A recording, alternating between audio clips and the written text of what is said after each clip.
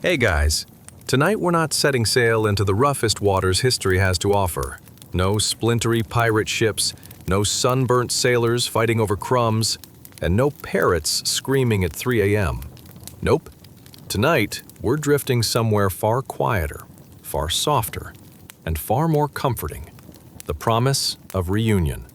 How loved ones meet again in paradise. But before we begin this gentle journey beyond time and separation, take a second to like the video and subscribe, but only if you actually enjoy these peaceful nighttime reflections. No pressure. And leave a comment telling me where you're listening from and what time it is. Somehow it's always 2 a.m. somewhere. And honestly, 2 a.m. is when thoughts of love, loss, and hope tend to surface most clearly. Now dim those lights. Turn on a fan for that soft, white noise hum. Get comfortable, wrap yourself in warmth, and maybe tuck your feet in. Not because imaginary rats are coming tonight, but because comfort makes the heart feel safe enough to listen. Let's pause for a moment. Have you ever wondered what happens after goodbye? Not the rushed answers, not the cliches, but the quiet, hopeful truth whispered across faith traditions, that separation is not the end, and love does not vanish when the body rests. Tonight we're gently exploring one of the most comforting promises in the Islamic tradition, that believers are reunited with those they love in paradise, a place where pain no longer clings to memory, where time does not steal moments, where every tear is answered with peace. We'll wander through descriptions passed down through revelation, moments of recognition, joy, and reunion beyond anything we've known here. We'll reflect on how souls meet again without fear, without grief, without the ache of unfinished conversations. And we'll consider how paradise is not only a place of beauty, but a place of belonging, where love is restored, not replaced. But don't worry, we're not racing through theology or weighing heavy ideas. We're moving slowly, softly, like a quiet walk at dusk, where memories feel warm instead of painful. Tonight is about reassurance, about hope, about the idea that those you miss are not lost, only waiting. So settle in, let your breathing slow, let the day fade behind you. Tonight, we explore the ultimate reunion, a promise of meeting again where love remains untouched by time. Ready? Let's begin. Chapter 1. Standing at the Edge of Eternity. A solitary human figure stands at the edge of a high cliff, motionless and silent. Before them stretches an infinite, dark void, vast, unfathomable, and alive with meaning. It is not a darkness of fear, but of mystery. A darkness that represents the unseen realm, the world beyond what eyes can measure and hands can touch.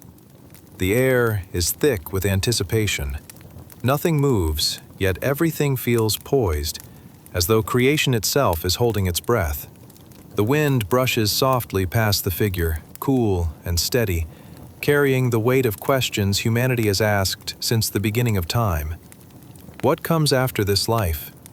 Where do we go when the soul departs the body? And will those we loved be waiting for us? In Islamic tradition, the afterlife is not a vague hope, nor an abstract dream. It is a certainty, a continuation, not an ending. Standing at the edge of the unseen, the figure feels this truth settle deeply within the heart. Life in this world was always meant to be temporary, a journey of trust, patience, and faith leading toward a greater reunion. The void below does not swallow light. It waits for it. It symbolizes the unseen realm known only to Allah, a reality far greater than human understanding. The Quran reminds us that no soul knows fully what has been prepared for it, yet believers are given glimpses through divine promise. Gardens beneath which rivers flow, peace beyond sorrow, and reunions free from pain. The figure breathes slowly, reflecting on the loved ones left behind, parents, children, friends, companions of the heart. In this world, separation was inevitable. Death drew lines no human strength could erase. But faith teaches that these separations are not permanent. They are pauses, not conclusions. In the stillness, the heart remembers a powerful assurance that Allah, in His infinite mercy, is the one who reunites, that those who believed, who loved one another for His sake, will not be scattered endlessly in the hereafter. Instead, they will be gathered, recognized not by faces alone, but by souls that know one another beyond time. The darkness before the figure begins to feel different. It no longer feels empty. It feels vast with promise. The anticipation thickens, not with fear, but with longing. A longing purified of anxiety, free from the heaviness of worldly attachment. This is the longing of a soul standing on the edge of truth. The wind grows gentler, as if encouraging reflection. The figure understands now that the afterlife is not merely about reward or rest, but about fulfillment. Every tear shed in patience, every sacrifice made quietly, every love held sincerely, none of it is lost. In paradise, there is no grief to cloud reunion, no bitterness to taint joy, no unfinished words. Loved ones are not reunited in weakness, but in completion, their hearts cleansed, their souls elevated, their joy uninterrupted. The figure senses this promise without seeing it, trusting what Allah has revealed even when the details remain unseen. Standing there, the figure does not step forward. There is no need. This moment is about understanding, not arrival. The cliff represents the boundary between certainty and mystery, between what is known and what is awaited.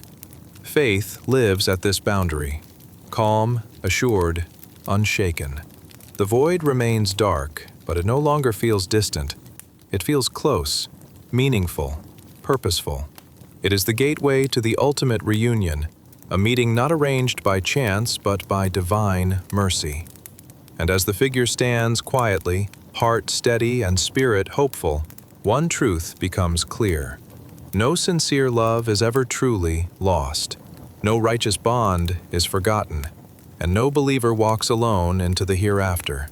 For beyond this unseen horizon lies a reunion prepared by Allah, eternal, peaceful, and more beautiful than the heart can imagine. Chapter 2. The Dividing Line. Salam alaikum, dear friends. Tonight, we embark on a journey more riveting than your neighbor's heated debates over lawn care strategies. That's right, we're hitting the pause button on the ordinary and diving into the extraordinary realm of destiny, judgment, and divine reunions. So, snuggle into your blanket fort, complete with fairy lights if you're feeling fancy, and brew your favorite chamomile tea. Now, let's ponder this. Have you ever tried to untangle a pair of headphones that seem to have developed their own version of a rodeo? Or maybe you've had that moment of existential confusion trying to figure out if your dog truly adores you, or is just a master manipulator hoping for treats. What if, in the grand cosmic scheme, we find ourselves at a critical juncture, like standing in line at the DMV, but with way more consequences and a lot less small talk? As we set the scene in the Arabian Peninsula in 610 CE, a time when camels were the hottest transportation and everyone was trying to avoid the midday sun like it was a rogue X, we find ourselves amidst overwhelming decisions, bustling marketplaces, and the smell of lavished spices weaving through the air. Picture it. You wake up in a vibrant oasis, surrounded by lively chatter about trade deals and who makes the best shawarma in town. A topic as serious as a royal decree. All right, now imagine it's a little less festive, more like a cosmic split that might make even a seasoned politician sweat. The righteous are proudly sauntering toward the brilliant gates of paradise, basking in light brighter than your cousin's wedding reception. But lo and behold, lurking in the shadows are the wicked, much like those uninvited party crashers who just don't seem to get the hint.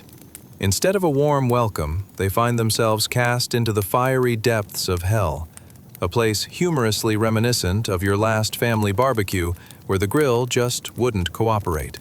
Let's discuss the grand separation. The moment arrives when choices and actions manifest into divine realities. Picture the righteous, all decked out in robes as dazzling as a Hollywood premiere, the sun shimmering off their faces like it was caught in a flashbulb moment. They stride forward, hearts light as a feather, as angels, perhaps wearing invisible sunglasses, greet them with eloquent smiles, beckoning them toward the heavenly gates. As they walk, laughter punctuates the air, probably about how someone tried to convince the entire caravan that spicy food doesn't upset the stomach. The righteous share glances filled with nostalgia, like college buddies reuniting after decades apart. "Remember when we helped that traveler in need?" Someone might chuckle, their laughter echoing like a beautiful melody, much sweeter than your morning alarm. Now, turning our gaze to the other end of the spectrum, the wicked. Let's face it, they're not winning any awards tonight. Imagine them, faces downcast, like kids caught sneaking cookies before dinner, pouring into a realm shrouded in darkness. Flames swirl around them, not the glamorous, Instagrammable kind, but the kind that makes you question your life choices. "Where's the fire exit? And why didn't anyone mention the dress code?" one might quip uneasily. Engulfed in flames that crackle with laughter of their own, they find themselves reminiscing less on grand memories and more on missed opportunities. Remember when we had a chance to be kind and we chose sarcasm instead? The regret feels heavier than your auntie's famous chocolate cake after all those holiday dinners. In this highly dramatic scene, the division feels sharper than the cat memes on the internet. The righteous and the wicked are separated by an amorphous line, not unlike that invisible barrier you're too shy to cross at the neighbor's barbecue. "Ah, the heavenly buffet awaits me," beams one righteous soul, their heart light, whereas their wicked counterpart grumbles about the lack of a snack bar in hell, lamenting as if no one warned them how the afterlife wasn't the party they anticipated. But let's not forget the final reunion. Imagine those bright gates of paradise flinging open to reveal vibrant gardens, rivers flowing with milk and honey, like a hipster's dream of a sustainable organic canteen. Friends and families will embrace each other, laughing joyously as if they were all front-row patrons at the best comedy show ever. "Remember when we fought over who ate the last piece of baklava?" Someone might jest, and laughter could ripple through the crowd like a wave on a summer day. As the scene unfolds, there's a sense of overwhelming peace, a serenity akin to finally solving that puzzle you've been stuck on for weeks. Here, tears of joy mingle with anticipation as long-lost friends greet one another, souls intertwining, celebrating a reunion stronger than any social media callback. In sharp contrast, down in the depths of hell, there's a cacophony of lamentations, a chorus of regrets as echoed voices intertwine. Did we really think we could control our appetites and still sit front row at the wrong kind of theater? They'll realize the weight of decisions now pressing down harder than a hipster on a vintage vinyl pressing. The righteous find this reunion often accompanied by humor and warmth, reminiscent of those joyful gatherings where old stories morph into near-legendary feats. Laughter dances in soul-to-soul connections as they reflect on their moments of mercy and compassion, all wrapped up in love. A reminder that true divinity unfolds not just in perfection, but in shared experiences of kindness and laughter.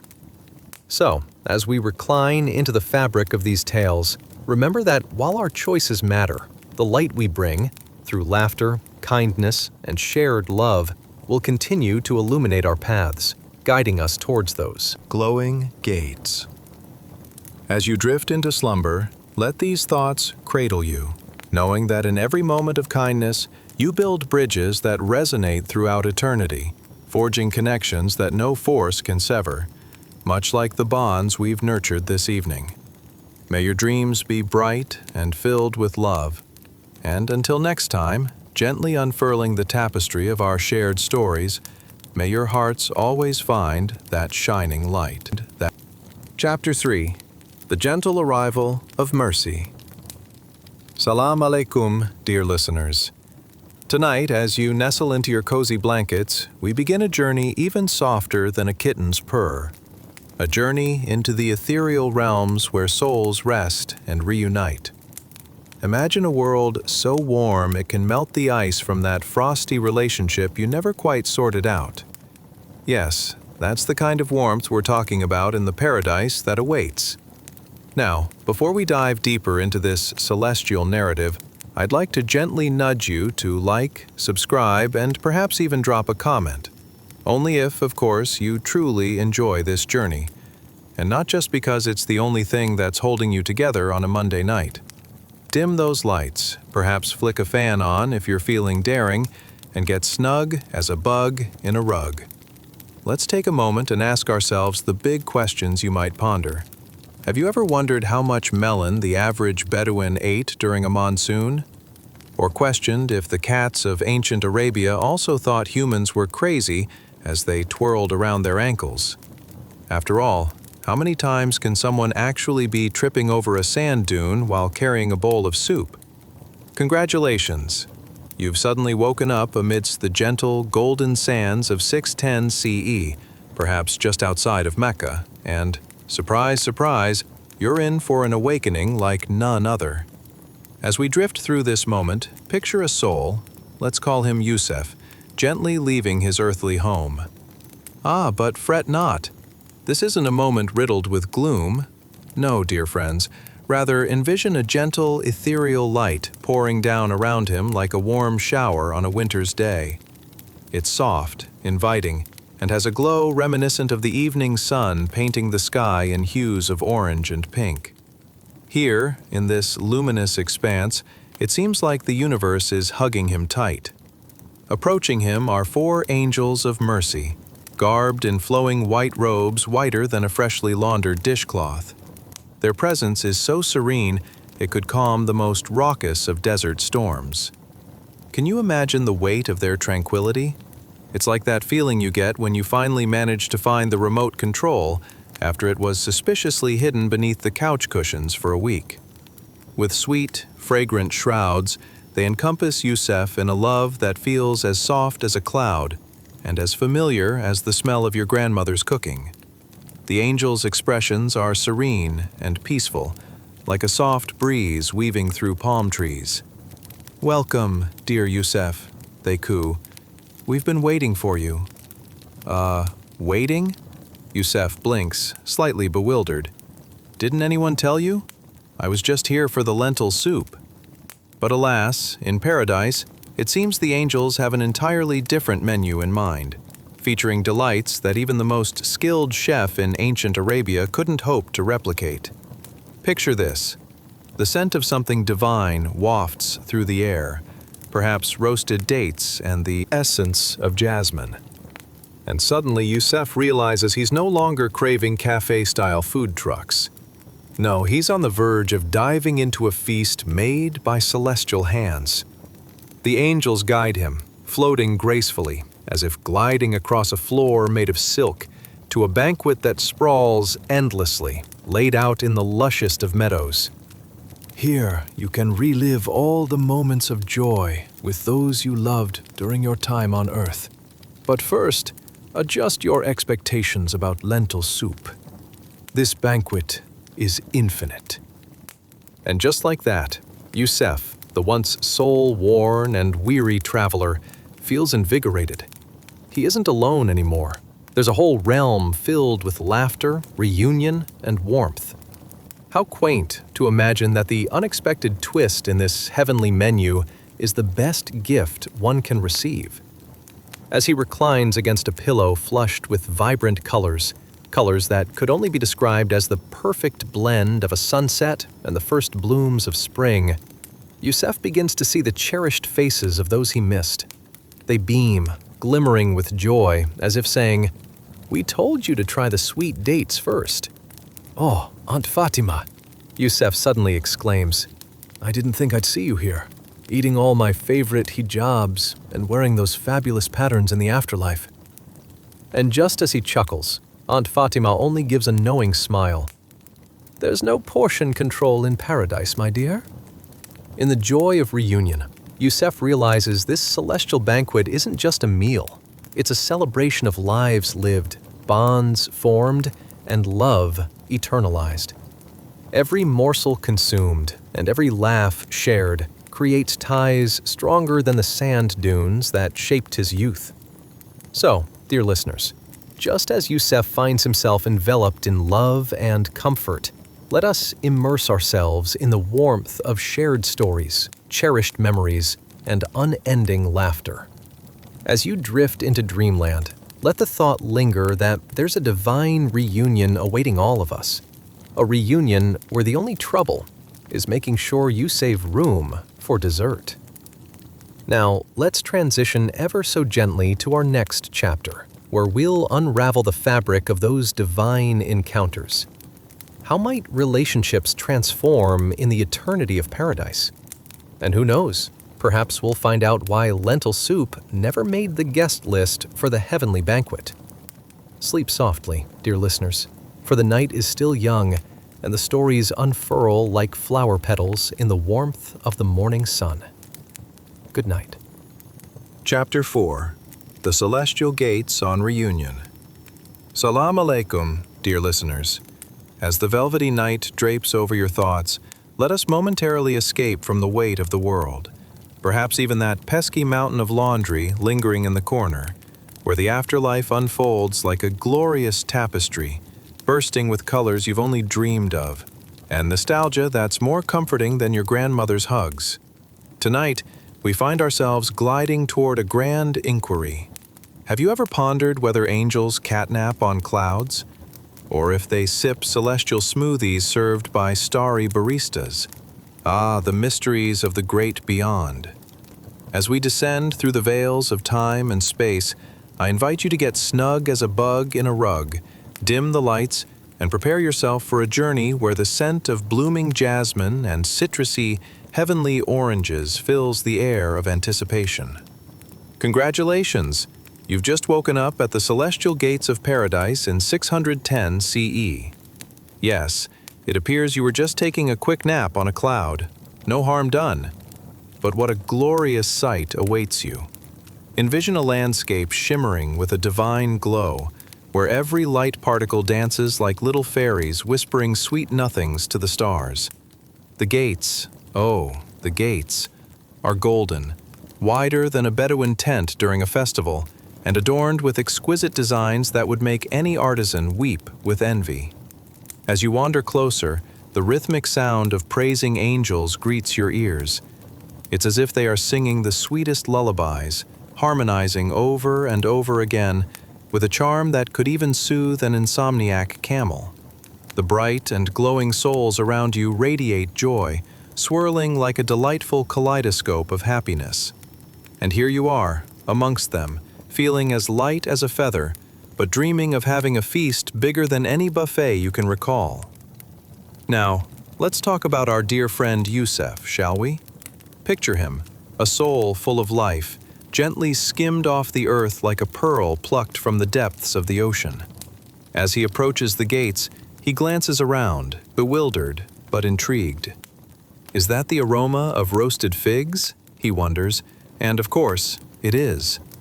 In this realm, there are no calories to count, only bliss to indulge in. Youssef steps forward, and lo and behold, a flock of angels, those shimmering beings in robes whiter than freshly washed linen, glide toward him as if they were the ones being drawn by an irresistible gravitational pull. "Welcome, dear Youssef. We've been expecting you," they sing in melodious tones, their voices dancing through the air like petals on a spring breeze. Expecting me?" Youssef blinks in amazement, his mind racing. "Didn't anyone inform you? I was only here for way too many servings of lentil soup." But while lentil soup might have been delightful on Earth, the heavenly menu here has options that even the most enthusiastic chef in ancient Arabia could only dream of. Youssef chuckles, half in disbelief, half in excitement. As the angels envelop him in a fragrant embrace that felt softer than the finest silk, they begin to ascend through a blend of clouds and cosmic dust. What a sight it must be.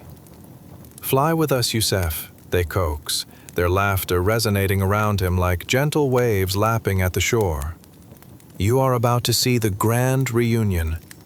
As they glide upward, Youssef can feel the warmth radiating from the lights above, an inviting sensation more soothing than a cup of sweet Arabic tea.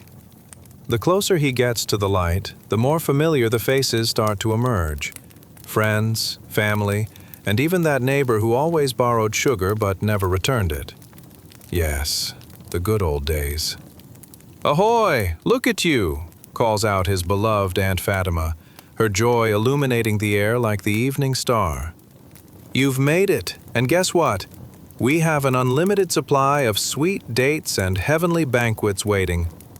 As the reunion unfolds, Youssef laughs heartily, letting his memory wash over him like a gentle sea breeze.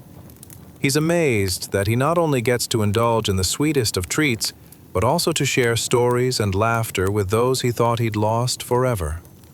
"I see you found a fancy new outfit, Aunt Fatima. Did they have fancy shops here?" he quips, marveling at the vibrance and joy. "Fashion is forever evolving in paradise, my dear," she replies with a wink, teasing him just like she did when he was a young boy. "But let's be honest, you missed out on the tasty treats when you were busy craving that lentil soup back on Earth." The gathering quickly transforms into a celebration of love and laughter, filled with inside jokes that echo through the misty air. Youssef feels a sense of belonging so profound that the weight of past worries evaporates like dew in the morning sun. Here, reunions create connections like echoes of music wrapped around cherished memories. As he reclines against vibrant cushions soaked in all the colors of the sunset, Youssef realizes these heavenly encounters are not mere glances of familiarity. They are soul-deep reunions that revive spirits. Every shared laugh, every memory rekindled, is a reminder that love knows no boundaries, even in the vast expanses of eternity. So, dear listeners, as we drift into slumber, let the thought of these divine reunions wrap around you like a cherished hug. The memories waiting to be made, and the cozy hearts awaiting your arrival in paradise, invite you to dream sweetly tonight. Now, let's unfurl our wings and soar gently into our next captivating chapter. If the joy of reunion tickles your heart, just know, there's much more magic ahead. Sleep softly, and may your dreams be sweet as honey-drenched figs. Good night. Chapter 5. The Vortex of Reckoning. Salam alaikum, dear listeners. As you nestle into your blankets, I invite you to take a deep breath and prepare for a journey more intense than the plot twists in a soap opera. This one takes us right into the heart of the afterlife. Picture this, a dark, swirling vortex of fear and dread. Yes, you heard it right. If you've ever found yourself staring into the abyss of an empty fridge on a Monday night, you might have had a taste of what it's like to stand at the gates of reckoning. Now, let's paint this chilling picture together. Imagine, if you will, a realm that shimmers and shakes, swirling like a frothy cup of strong Arabic coffee. But this brew has a menacing aftertaste. You find yourself surrounded by sinister angels of punishment, each cloaked in shadow, with expressions that would make even a grumpy cat seem cheerful. They glide on iridescent wings like they just stepped out of a stylist's nightmare, long robes flipping around them like the attire of a fashion show gone rogue. In the middle of this unsettling scene, a dark soul struggles against the pull of this ominous vortex, as if trying to wrestle a particularly stubborn pillow from a sleepy toddler. It writhes in the spiraling tempest, desperately clinging to the remnants of its former life, much like the way you would cling to that last slice of cake at a gathering, convinced that it might just be the key to happiness. As the shadows draw in closer, you catch a glimpse of their hauntingly beautiful faces. If beautiful included sharp teeth and an unsettling air of superiority, that is. This poor soul, struggling valiantly, resembles a cat trying to escape a bathtub, flailing, splashing, and ultimately facing inevitable defeat. And just like that cat, there's no escape. The angels reach into the vortex with hands shimmering like moonlight over rippling waters. With a tug that seems more theatrical than a Shakespearean tragedy, they clutch the soul and begin to rip it away from the remnants of its earthly form. It's a scene that might make you chuckle if it weren't drenched in theological gravitas. The dark soul huffs in frustration, thinking, "I didn't even get a chance to finish that novel." And, as any reader can understand, those unfinished plots can haunt you more than a dark vortex. Now, let's take a step back for a moment. In 610 CE, the surrounding world was a cauldron of change, a vibrant landscape adorned with trade routes, camels, and eccentric characters, such as the wise Bedouin tribes roaming the desert. Imagine a society juxtaposed against the allure of vast deserts and bustling marketplaces, where the air carries rich scents of spices and the playful laughter of children echoing in sandy lanes. But alas, as fascinating as that scene may be, it contrasts sharply with our current predicament. Do you ever feel, dear listeners, that life sometimes serves you challenges fiercer than a lion on caffeine, when all you wanted was a nice chamomile tea?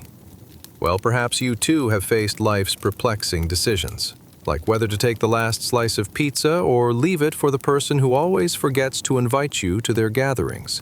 Oh, the moral dilemmas we navigate. Now we draw closer to our main character, the dark soul. Let's call him Farid. Picture him thinking, "How did I end up here? Was it the time I yelled at the delivery man because my pizza was late? Or that awkward family gathering where I told Auntie Fatima, 'I'm not into knitting, but thank you for your love'?" The myriad possibilities flood his mind, swirling like the vortex around him. The angels, perhaps a bit bored with the theatrics, start to chime in with banter more amusing than a dad joke at the wrong time. Remember when you thought cutting off your neighbor's Wi-Fi would teach him a lesson? Spoiler alert, it didn't. One chuckles, while the other adds, "And your attempts to impress that coworker at the office party with your culinary skills? It's like trying to cook a Michelin star meal with a microwave and a pack of ramen." With a half-hearted sigh, Farid realizes the truth. He did squander the beautiful moments life had to offer. A bit like a child turning down ice cream for broccoli. Only this time, the cosmic joke has turned serious. As the shadows grip him tighter, whispering secrets of lessons he chose to dodge like a soccer ball in a family-friendly match, Farid reflects on the joy he could have spread, the prayers left unsaid, and the love left unexplored. It's like standing in line at a buffet and aiming for the dessert table, but realizing too late that you took a hefty helping of regret instead. The angel's tuneful teasing continues. "Oh, come now, Farid. At least you can say you've made the ultimate career transition. An aspiring yet indisputably lost soul in need of a solid HR department." Another angel pipes in with a cackle. "At least you'll be learning heavenly lessons now." Farid can only groan internally, wishing he had embraced even one of those optional life skills in heaven courses. As the vortex spins tighter, you might wonder, dear listeners, whether this experience could give our flawed character a nudge toward fulfilling his purpose. After all, one can always hope. In this cosmic tussle, hidden lessons await, lessons that transcend realms, reminders that every choice, every laugh, every bit of kindness has its weight in the afterlife. Will Farid float gently into the arms of redemption, or spiral into the depths below? We'll have to wait and see. So, snuggle deeper into your blankets. Let the soothing whispers of this introspective journey lull you to sleep. And remember, though life may sometimes feel like a relentless vortex, love and redemption are often just around the corner, waiting to unveil themselves like that cheeky surprise you find at the bottom of a cereal box. As we close this chapter, let the challenges and joys of life remind you to shine bright and embrace love, so that when the time comes, instead of fear, you are enveloped by warm hugs of reunion in the bright vistas of paradise. Rest peacefully, dear listeners, and may your dreams be as sweet as honey-dipped figs. Good night. Chapter 6, The Fateful Revelation. Salam alaikum, dear listeners. As you settle in your cozy corners and prepare for the night to embrace you, let us embark on a journey that's hotter than a plate of spicy biryani left in the sun. Tonight, we delve into the solemn and somewhat silly realm of the afterlife, where rejections are fiercer than a middle-aged man trying to impress his teenage kids. Imagine, if you will, a desolate, rocky landscape that looks like a bad breakup. It's barren, gloomy, and just has that whole "I forgot to water my plants" vibe. The air is thick with a scent so foul it could make the strongest of hearts reconsider a second helping of garlic bread. Yes, it's true. This is the unfortunate stage set for our less than fortunate protagonist, a wicked soul we shall call Farid, who now finds himself wrapped in a heavy, dark shroud that feels more like a woolen sweater from a thrift store than it does anything remotely cozy. As Farid stands amidst the morose terrain, he begins to reflect. Are those whispers he hears drifting around him? If you listened closely, they remind you of that gossip train rolling through your last family reunion, juicy and filled with accusations but void of truth. Ever found yourself questioning how life choices have led you to what feels like the worst episode of a television series? Well, welcome to Farid's existential crisis, where he realizes he might have taken "live your truth" a bit too literally. The flying celestial figures zip around him, darker than the coffee you'd sip at a cafe trying to impress a date. Only this time, they are met with fiery rejections like a parent refusing to fund your college tuition when you say you want to major in creating memes. The guardians of the next realm swoop in with wings shimmering like they just stepped out of a discount Halloween store. They surround him, their expressions twisted with disdain. Watching Farid struggle is a bit like watching someone attempt a yoga pose they've never practiced before. There's a mixture of grace and outright embarrassment. The angels snicker, jesting among themselves. Did you see him trying to convince us he's actually a nice guy?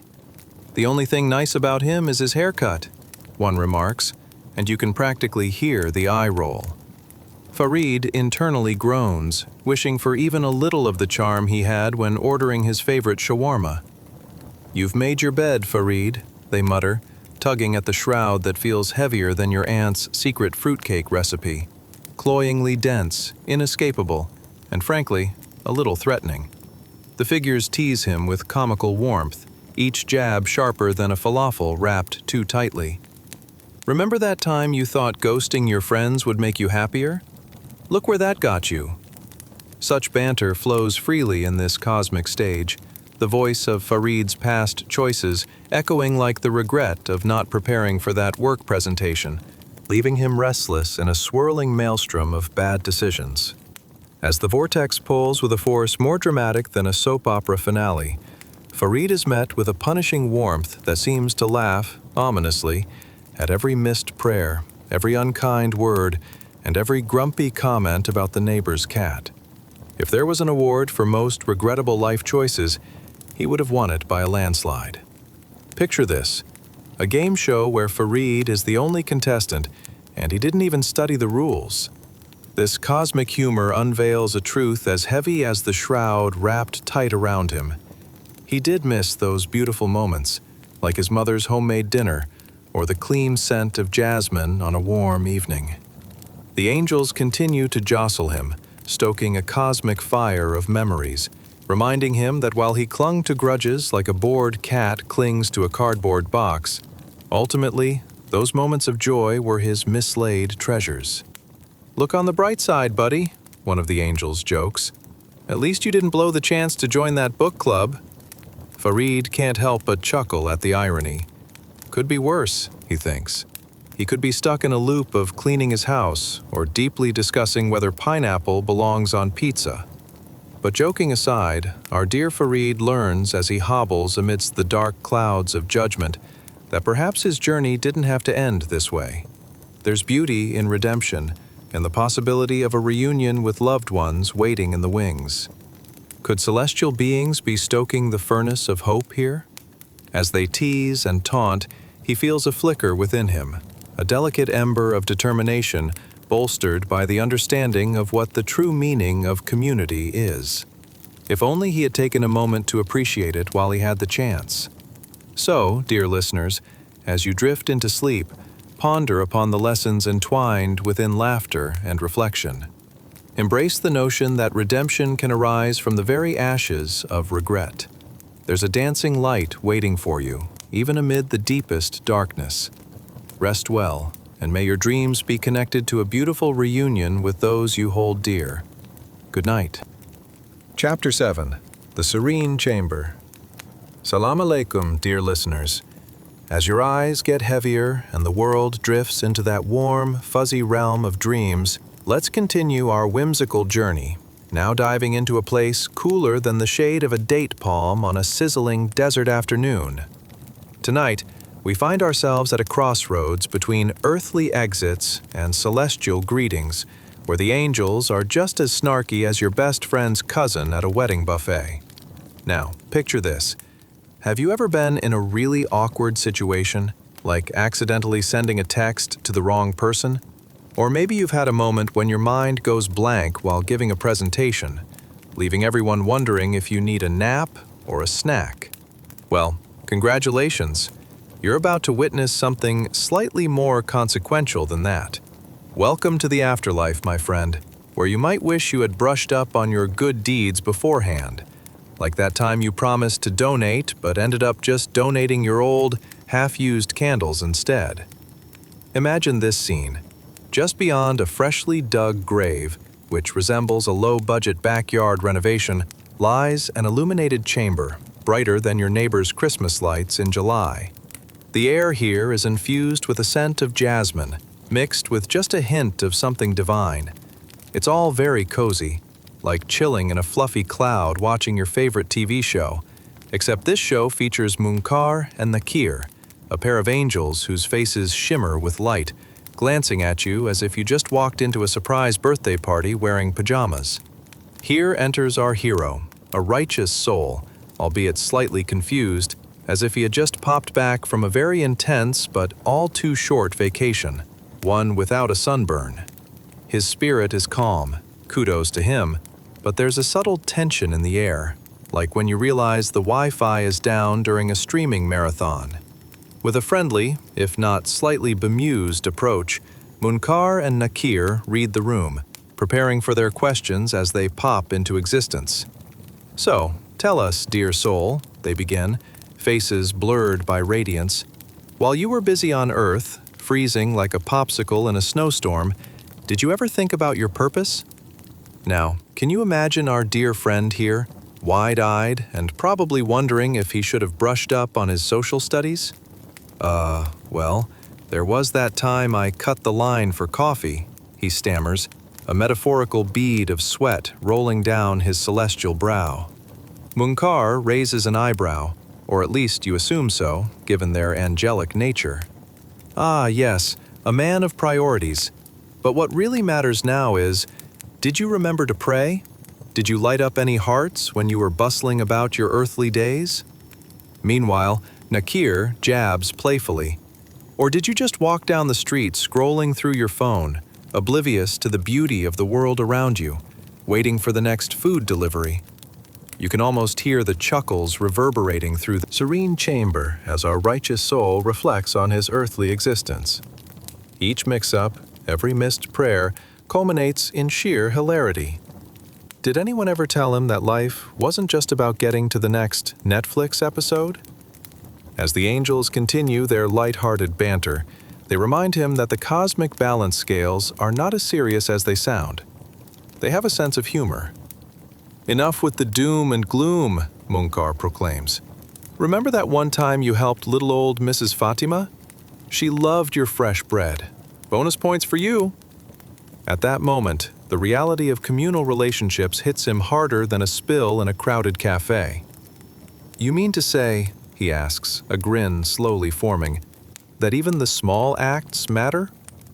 Absolutely, Nakir replies, now gesturing dramatically, as if highlighting an important plot twist in a dramatically terrible soap opera. Each good deed, my friend, is like a sprinkle of sugar in a cup of tea. Adds sweetness even in the most bitter of brews. With a soft, teasing tone, Munkar then checks his angelic clipboard. Now, where are the juicy details? We don't have all night, and we're on a tight cosmic schedule. Do you recall all those evenings spent helping your neighbor move furniture? Or cheering up friends with your impeccable meme selection? The soul starts to reflect deeper now, witnessing flashes of light that illuminate small but meaningful moments, sharing meals, kind words, and time spent in laughter. It's as if the coziness of the chamber draws him into a watercolor painting of his memories. Right.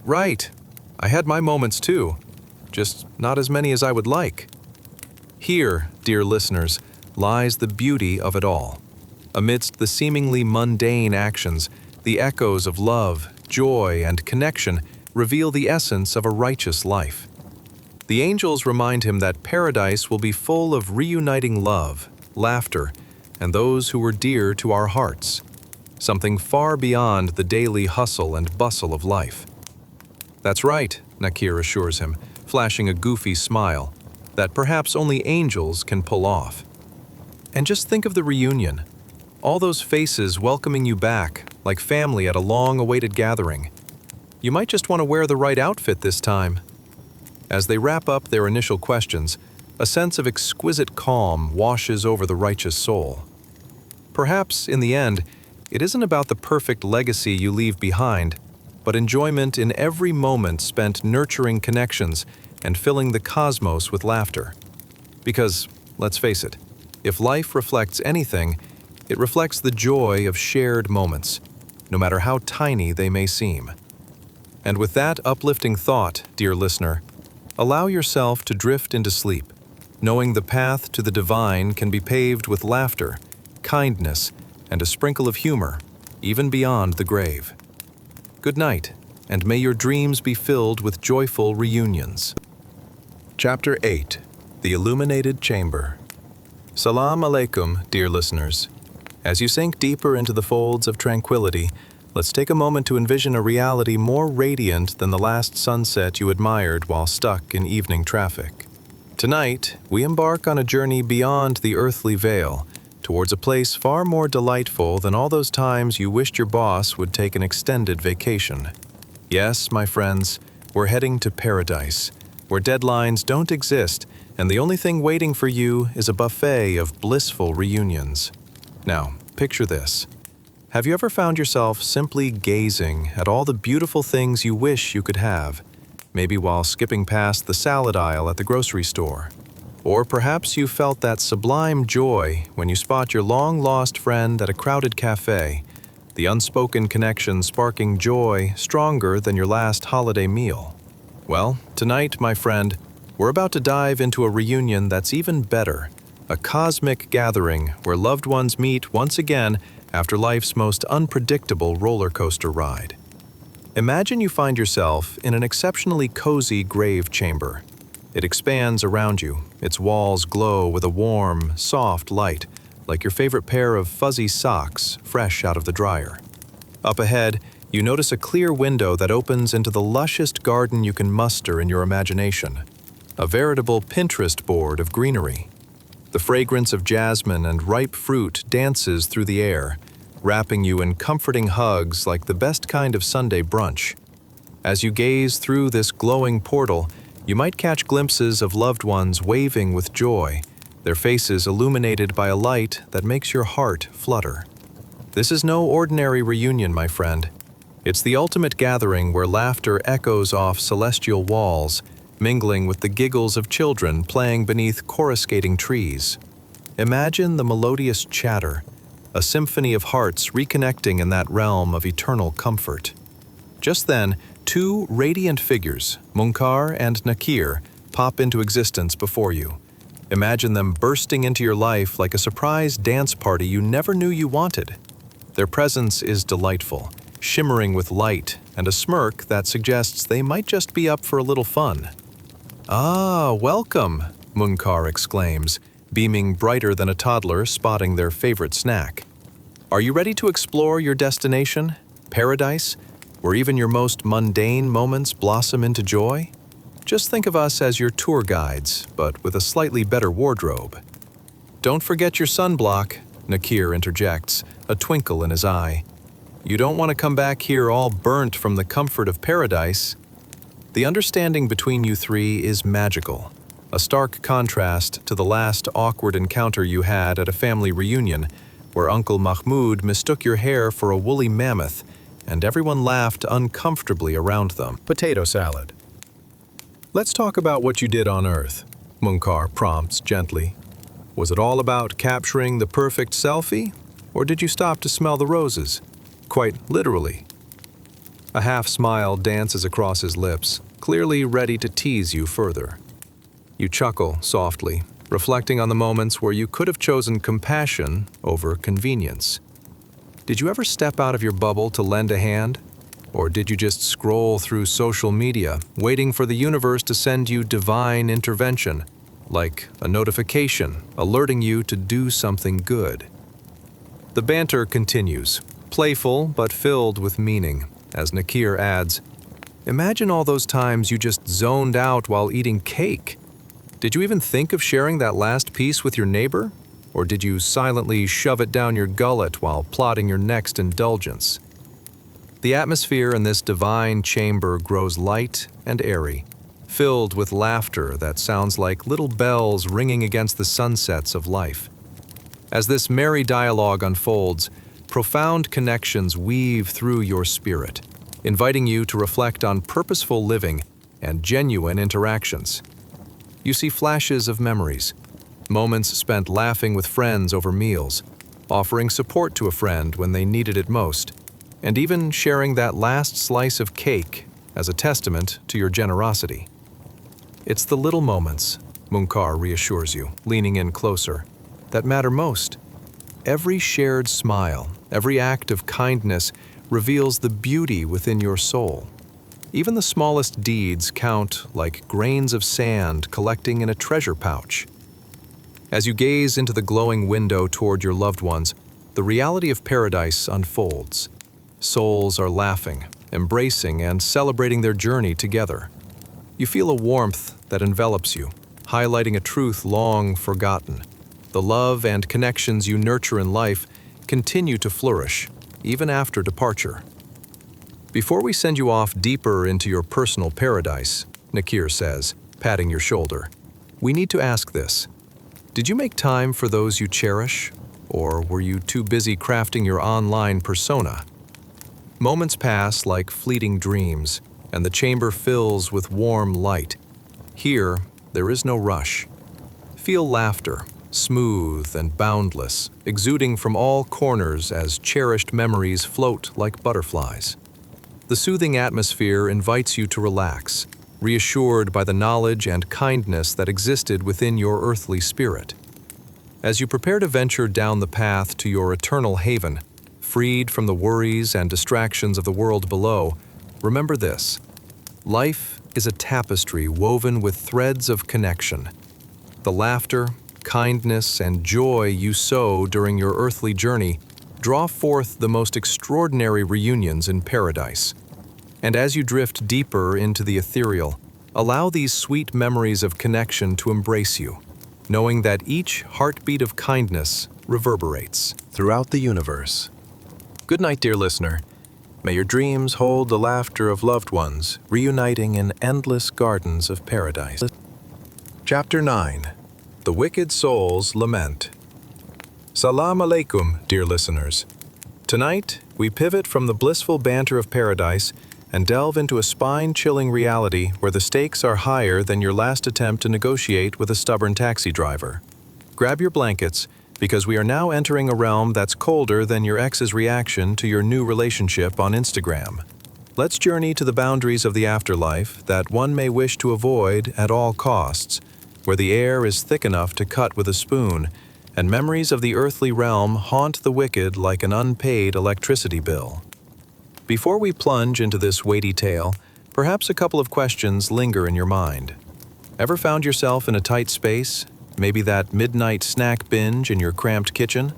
Or have you had to deal with excruciatingly awkward family gatherings where everyone's memories are a tad too vivid?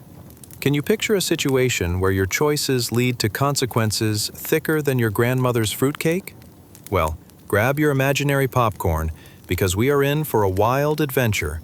And just a reminder, One does not want to end up in a situation worse than a 3-hour traffic jam on a blistering summer day. Congratulations! You've just awoken in 610 CE, the early Islamic period when dates and camel rides were the norm. As you scratch your head and try to remember how you landed in this time, you realize you're witnessing something grim unfold. A heavy, dark grave, more constricting than your consultant's report on financial mismanagement. Envision yourself stumbling through a stone tunnel. The walls seem to close in tighter with each step. The air is thick, heavy, and bitter, almost like the residue of an ancient rejection letter.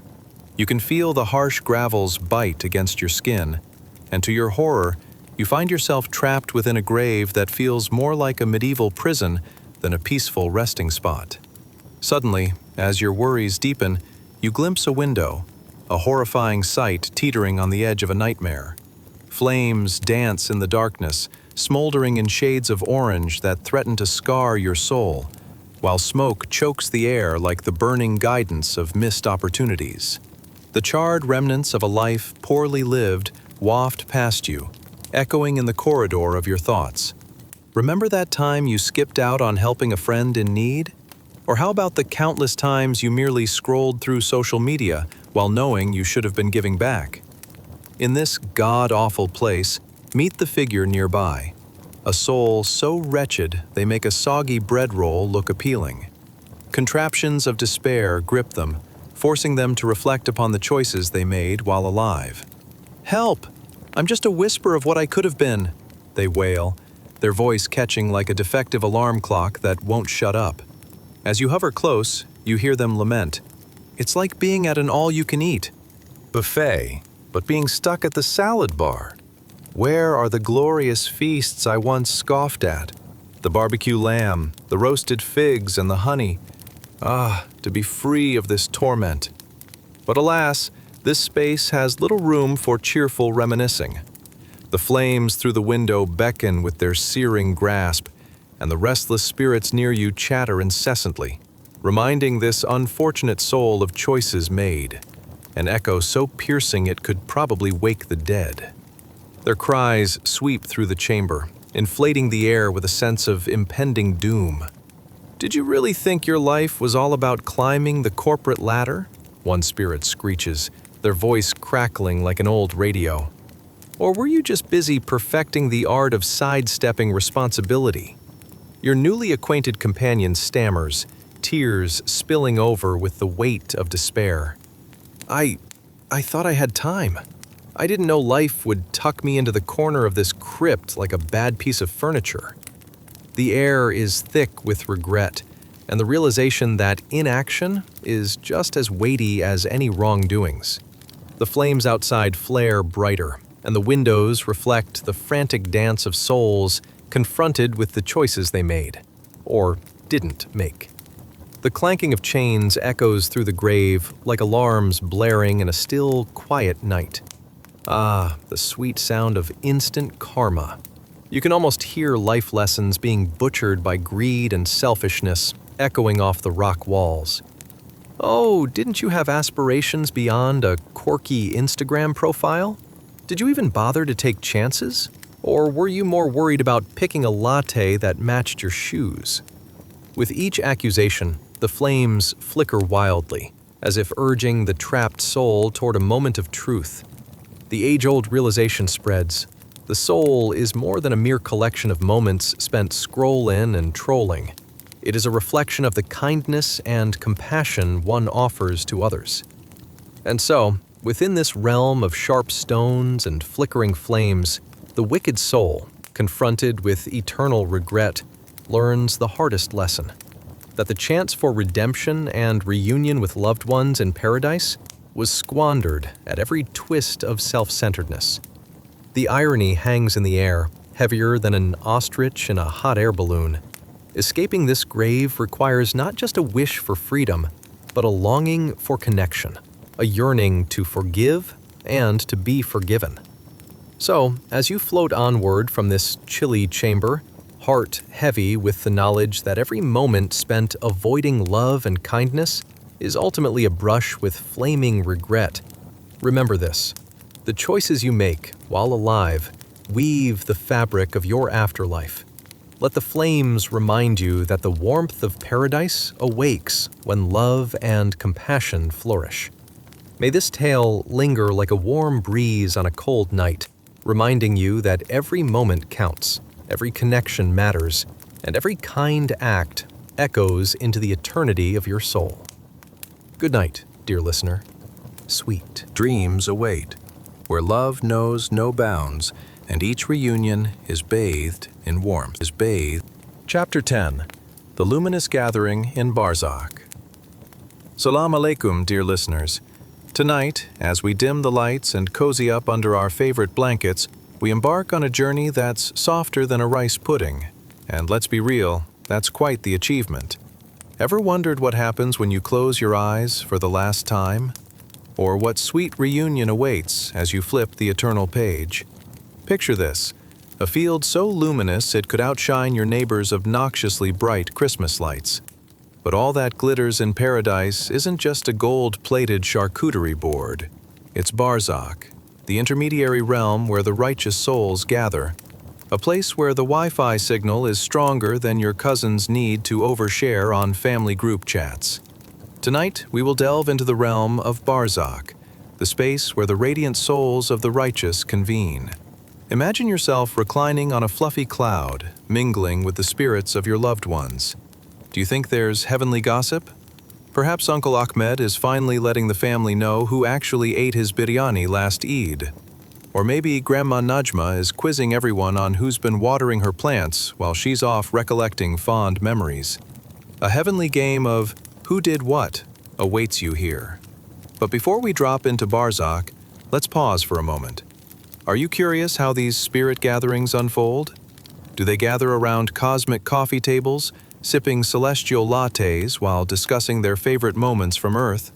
Is there a divine Tinder for the afterlife, matchmaking souls based on shared interests in charity and kindness?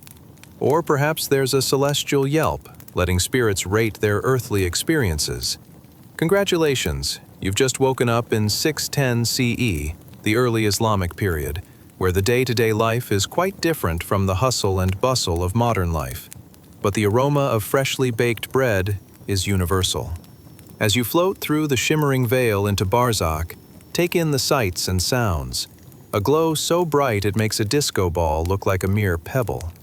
A lush field stretches before you, with radiant orbs bouncing around like over-caffeinated children on a sugar rush. Each soul, a glowing orb, moves gracefully.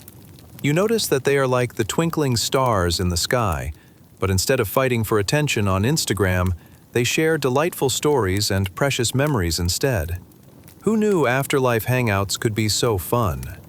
But it's all about connection here. The vibrant orbs communicate in ways deeper than mere words.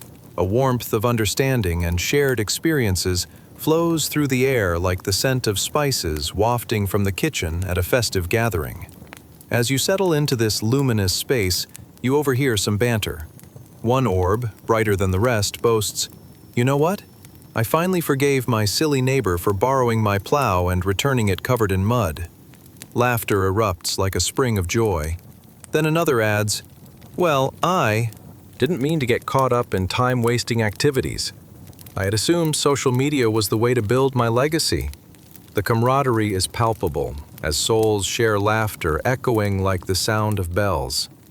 How nice to share joys and jest, you think, feeling your own spirit brighten as well. You notice majestic trees swaying gently in the ethereal breeze, leaves shimmering like emeralds. Perhaps they whisper secrets to one another? A nearby group of glowing orbs gathers around a metaphorical bonfire, storytelling about their favorite earthly experiences. Remember that one time we helped old Mr. Kadir fix his roof? One orb chimes, eyes sparkling like the stars they once were. He offered us the sweetest dates. To be kind is to create beautiful memories. Others nod in sage agreement. It's evident that actions during earthly years shape the afterlife tapestry.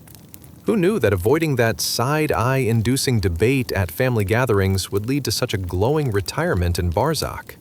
You spot a soul who seems particularly glowy. Oh, that's Aisha. She really advocated for community aid back in her days, feeding the less fortunate and teaching children how to read. Her kindness just radiates from her essence. A bright orb nearby murmurs. As you dive deeper into the majestic field of Barzakh, tales of compassion and laughter wrap around you like a soothing shawl. The spirit community reflects the importance of actions taken during their earthly existence, each story enriching the light around them. Philosophical questions seem to form in the air, lingering like the scent of rich spices. Did I cherish my loved ones enough? What would they say about my impact? Each glowing orb reminds you that life is fleeting. What matters is that love and kindness are the threads that weave the fabric of eternity. As the stars twinkle overhead, you feel a sense of profound peace wash over you. Although the earthly realm can seem chaotic, this place is different. It's a reminder that life is not merely about the mundane channels of routine, but about fostering warmth in our relationships. So, dear listener, as you drift through this tale of luminous souls in Barzakh, allow the stories to cradle your heart and mind as you slowly sink into a tranquil sleep. Remember to spread love, laughter, and kindness while you walk the earth. Because when the time comes for your reunion in the luminous field of Barzakh, those glowy orbs will welcome you with open arms, ready to share stories that will light up the skies of eternity. Sleep tight, and may your dreams be filled with warmth and kindness that transcends both time and space. Until we meet again in a realm of dreams, may you carry love in your heart, for it is a treasure far brighter than gold. Good night, dear listener. Chapter 11. Shadows of Regret in the Desert of Despair. Salam alaikum, dear listeners. Tonight we're heading into territory more melancholic than a chalkboard full of unresolved math equations. It's time to explore a realm darker than our last family reunion. You know the one, tension thicker than Aunt Fatima's baklava.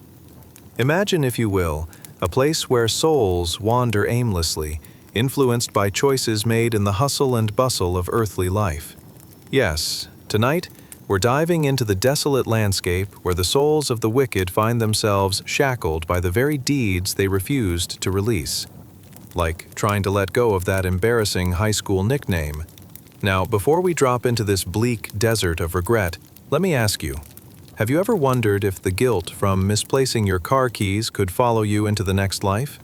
Or what would it be like to face the consequences for every piece of spicy gossip you slipped in a quiet corner of the coffee shop? And just to clarify, does your Pandora's box of regrets come with a no refunds policy? Spoiler alert, it absolutely does. Congratulations. You've just woken up in 610 CE, when bustling marketplaces were filled with wares, and the only thing more common than a bad joke was a terrible haircut. But not here, in the desert of despair, for this land reflects the shadows of their past misdeeds. The very fabric of regrets sewn tightly, turning into chains of anguish. Picture sun-bleached landscapes eternally wretched under an unyielding, stormy sky, perpetually casting shadows over your doubt-laden thoughts. It's like someone took a perfect sunset and turned it into a moody teenager's bedroom. As you wander further into this desolate landscape, you feel the weight of darkness pressing upon you. It's heavy, heavier than the feeling of Monday morning after a weekend of temptations and bad choices. You encounter souls caught in swirling shadows, their forms incomprehensibly twisted, echoing the remorse of decisions made in the moments of weakness. The sound of their sighs fills the air like a melodramatic soap opera. They are not merely tales of regret, but the very embodiment of lost potential, twisting and squirming as if trying to escape the gravity of their pasts. "Why did I think it was a good idea to slap that guy over a piece of bread?" one soul shouts, his shape writhing in exasperation. Ah yes, the fight over who gets the last piece of bread, an existential crisis that has led more than one soul down the wrong path. It's as if his actions are trapped in a cosmic loop, and he is destined to replay that scene like some cartoon villain, unable to rise above his folly. Nearby, another soul attempts to rid himself of chains that seem to grow thicker every time he opens his mouth. "Can't a man catch a break for that little fib about my fishing prowess?" he laments, referring to a fishing tale gone wrong, one that seemed harmless at the time, but turned into a fixed point in his temporal misery. We've all stretched the truth a little, haven't we? But there's something uniquely poignant about hearing that soul's wistful cries for a fish that got away, a memory shadowed by the burdens of deceit. In this celestial purgatory, the sky itself is stormy and regretful, filled with churning clouds that occasionally rumble like they're about to unleash a storm of epic potency. You can practically feel the guilt palpably hanging in the air. Wait, you think, is this what a perpetual case of the Mondays feels like? It dawns on you that maybe it's not just the deeds of others weighing them down, but the astounding weight of guilt that we sometimes carry in silence, like trying to jog in flip-flops. It's a recipe for disaster, folks. Just in case you think it's all gloom and doom, let me assure you that even in this desolate landscape, there are moments of hilarity, albeit darkly humor-laden. Like that one soul who can't help but reenact failed Jedi mind tricks with the shadows, attempting to convince them that he's worthy of a second chance. "These are not the chains you're looking for," he insists, as they respond with the irony of silence. We may shake our heads, but one can't quite help but appreciate his creativity in the face of hopelessness. It's a great lesson in the importance of companionship, because even in despair, some souls find themselves in each other's company, sharing their misadventures with a sense of camaraderie, perhaps whispering hopes to rise above the regret that weighs them down. After all, laughter is the best medicine, even if it's bittersweet when drifting through realms of remorse.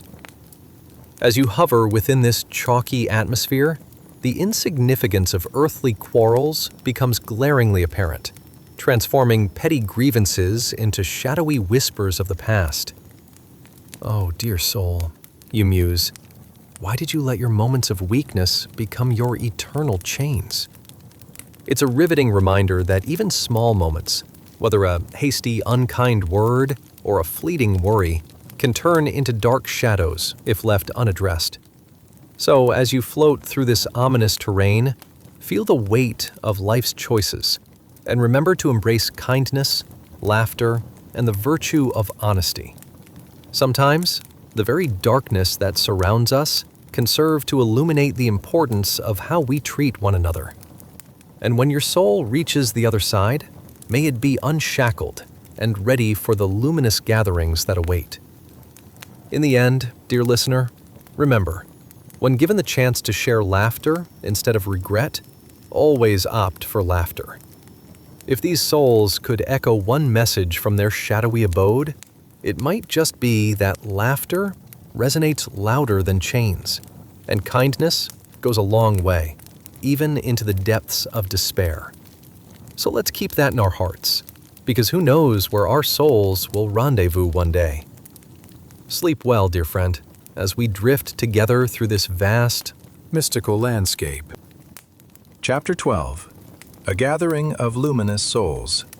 Salam alaikum, dear listeners. As we delve deeper into the realms of the afterlife, brace yourselves for a journey that's warmer than a fresh batch of falafel straight from the fryer and brighter than your aunt's balcony when she's trying to outshine the sun. Tonight, we're traversing into a space so luminous that even your soul would need sunglasses. Not that sunglasses are particularly useful in this dimension, but let's imagine there's a thriving market for them. We're revisiting the early Islamic period, a time when souls could potentially meet again, awaiting the ultimate reunion in paradise. Not a Netflix binge-watching session, but something infinitely more moving. Before diving in, let me ask you, have you ever wondered what it's like to grab a cup of tea with your long-lost buddies from high school, only to realize they've all become world-class chefs, while you're still struggling to hard-boil an egg? How liberating would it be to share stories of those embarrassing moments, but without the likelihood of getting judged? Or think about running into your former boss, the one who had their eyes on your career. Only this time, you can tell them how you spiced up your life instead of spreadsheets. Imagine the laughter, the warmth. Wouldn't it be great if we could carry those feelings into eternity? Well, congratulations. You've just woken up in 610 CE in a star-studded arena that connects the righteous souls awaiting their reunion, filled with more excitement than a mid-afternoon shawarma break.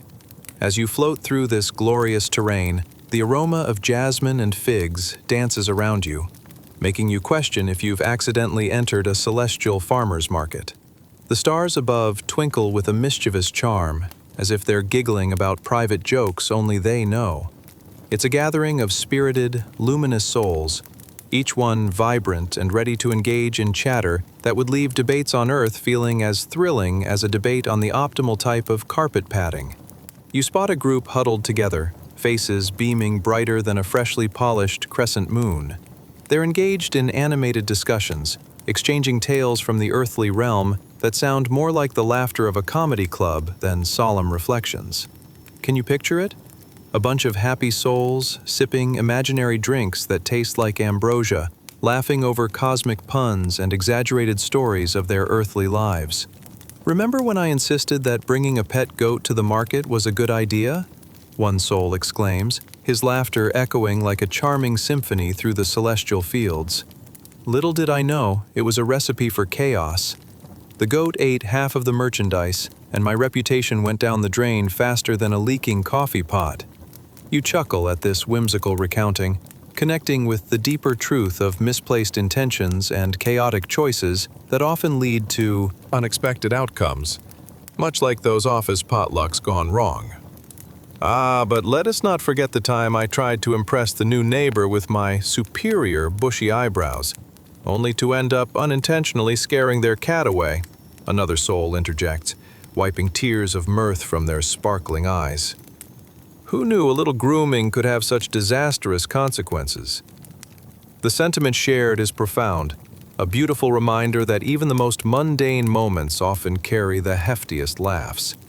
It's a cosmic release of stress and an oasis of joy, highlighting the pure essence of humanity, our proclivity for humor amid chaos.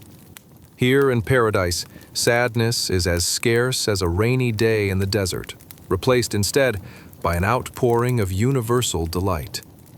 As you continue to wander in this celestial playground, you encounter a delightful soul with a vibrant personality, who seems larger than life even among luminescent beings. "Oh, please," he beams, breaking into a laugh that resonates through the stars. "I once spent an entire week convinced that the neighbor's cat could speak Arabic. So I sat down for tea, hoping for an enlightening discourse about life. Instead, all I got was a series of unimpressed meows." "Classical cat," another soul adds, nodding in agreement. "Never trust them. They're plotting something, I swear. Every time I look at one, I feel it silently critiquing my life choices. Tell me more about how you decided to wear that shirt," they seem to say. The variety of experiences shared envelops you in a warm embrace, reflecting the love and understanding shared among these luminous lives. In this celestial space, laughter blends with understanding, opening the door for friendship and kinship, an inviting reminder of how important it is to cherish the connections formed while journeying through life's whimsical tapestry. Stepping further into this brilliant gathering, you can feel the abundant camaraderie enveloping you like a warm blanket on a chilly night. It's a world free from the grips of earthly stress, a place where every exchange, every story, and every laugh brings you closer to the essence of joy. No judgments, no misunderstandings, just an open platform to share, learn, and revel in life's absurdities. As you drift closer to the center of this realm, you become acutely aware of the healing energy surrounding you. Laughter is not just a byproduct of the stories, but a vital ingredient in this mystical recipe, reminding you that even amid wars and worries, the threads of joy interweave in unexpected ways, connecting you to others through shared humanity. So, as you absorb this enchanting atmosphere, remember, each chuckle, each tale of mishap, whether with a goat or a condescending cat, unravels the beauty of relationships and the importance of finding levity even in the heavy. Because when the veil of earthly life lifts, perhaps it's laughter that binds us together, just as it brings these merry souls into a celestial chorus of love and companionship.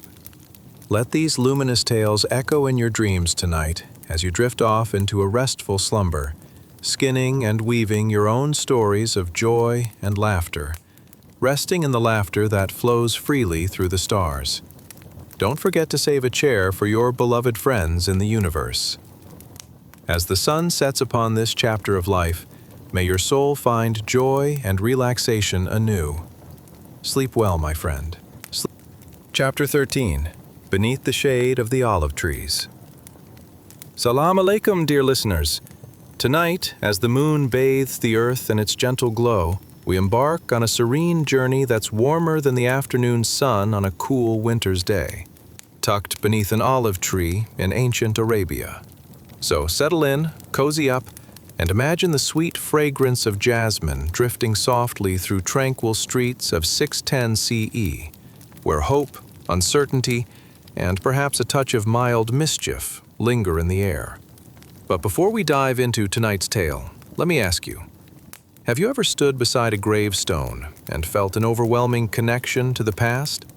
Or perhaps you've shared an awkward moment with an old family friend that had you questioning every bad haircut you ever had.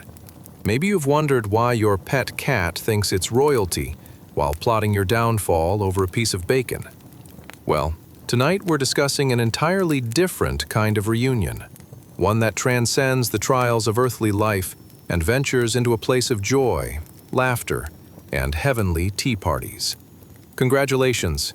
You've just woken up in 610 CE, in the early Islamic period where the afterlife glimmers brighter than ever, filled with the loving spirits of those you adored on earth. Here, in this sacred space, the air is alive with prayers recited by the living to strengthen that divine connection. Indeed, it's a powerful, comforting thought, a soft whisper promising that loved ones who have passed aren't just lost to time like the last slice of cake at a family gathering. As you walk beside a modest grave, the very earth beneath your feet seems charged with an unseen energy.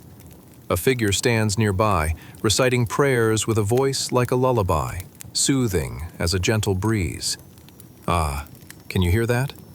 It's the sweet sound of devotion, wafting through the air like warm cookies baking in an oven. The sunlight streams through olive trees, casting a dappled pattern on the grass, creating the most picturesque scene, as if you've stepped right into a beautiful painting. You might even think Michelangelo had it easy. He should have had a canvas like this. Your attention is drawn to the figure by the grave, their head bowed, eyes gently closed as they recite sacred verses, crafting an invisible bridge between the earthly realm and the ethereal beyond. Close your eyes for a moment and visualize it. This isn't a somber picture, but a tapestry woven with everything: love, memories, and the laughter of souls reuniting. This is what they call khair, a glimpse of goodness that stretches well into the afterlife, as if someone was preparing a heavenly buffet and forgot to wait for dessert before letting everyone in on the fun. Nearby, you start to hear soft whispers climbing up from the grave. As the figure continues their prayers, something magical occurs. What warmth it brings! The voices of those who have passed echo through the trees, a delightful chorus, cradled by the winds. "Oh, do you? Remember that time we tried to make bread?" One voice calls out, bringing with it a wave of laughter. "We ended up with a gooey mess that could double as glue for a school project. And what about that goat that ran off with my brand new scarf? Such memories." You can't help but smile, picturing the bewildered person attempting to chase after a goat while simultaneously fighting off a choking fit from the flower cloud. After all, who knew that baking could lead to an impromptu goat rodeo?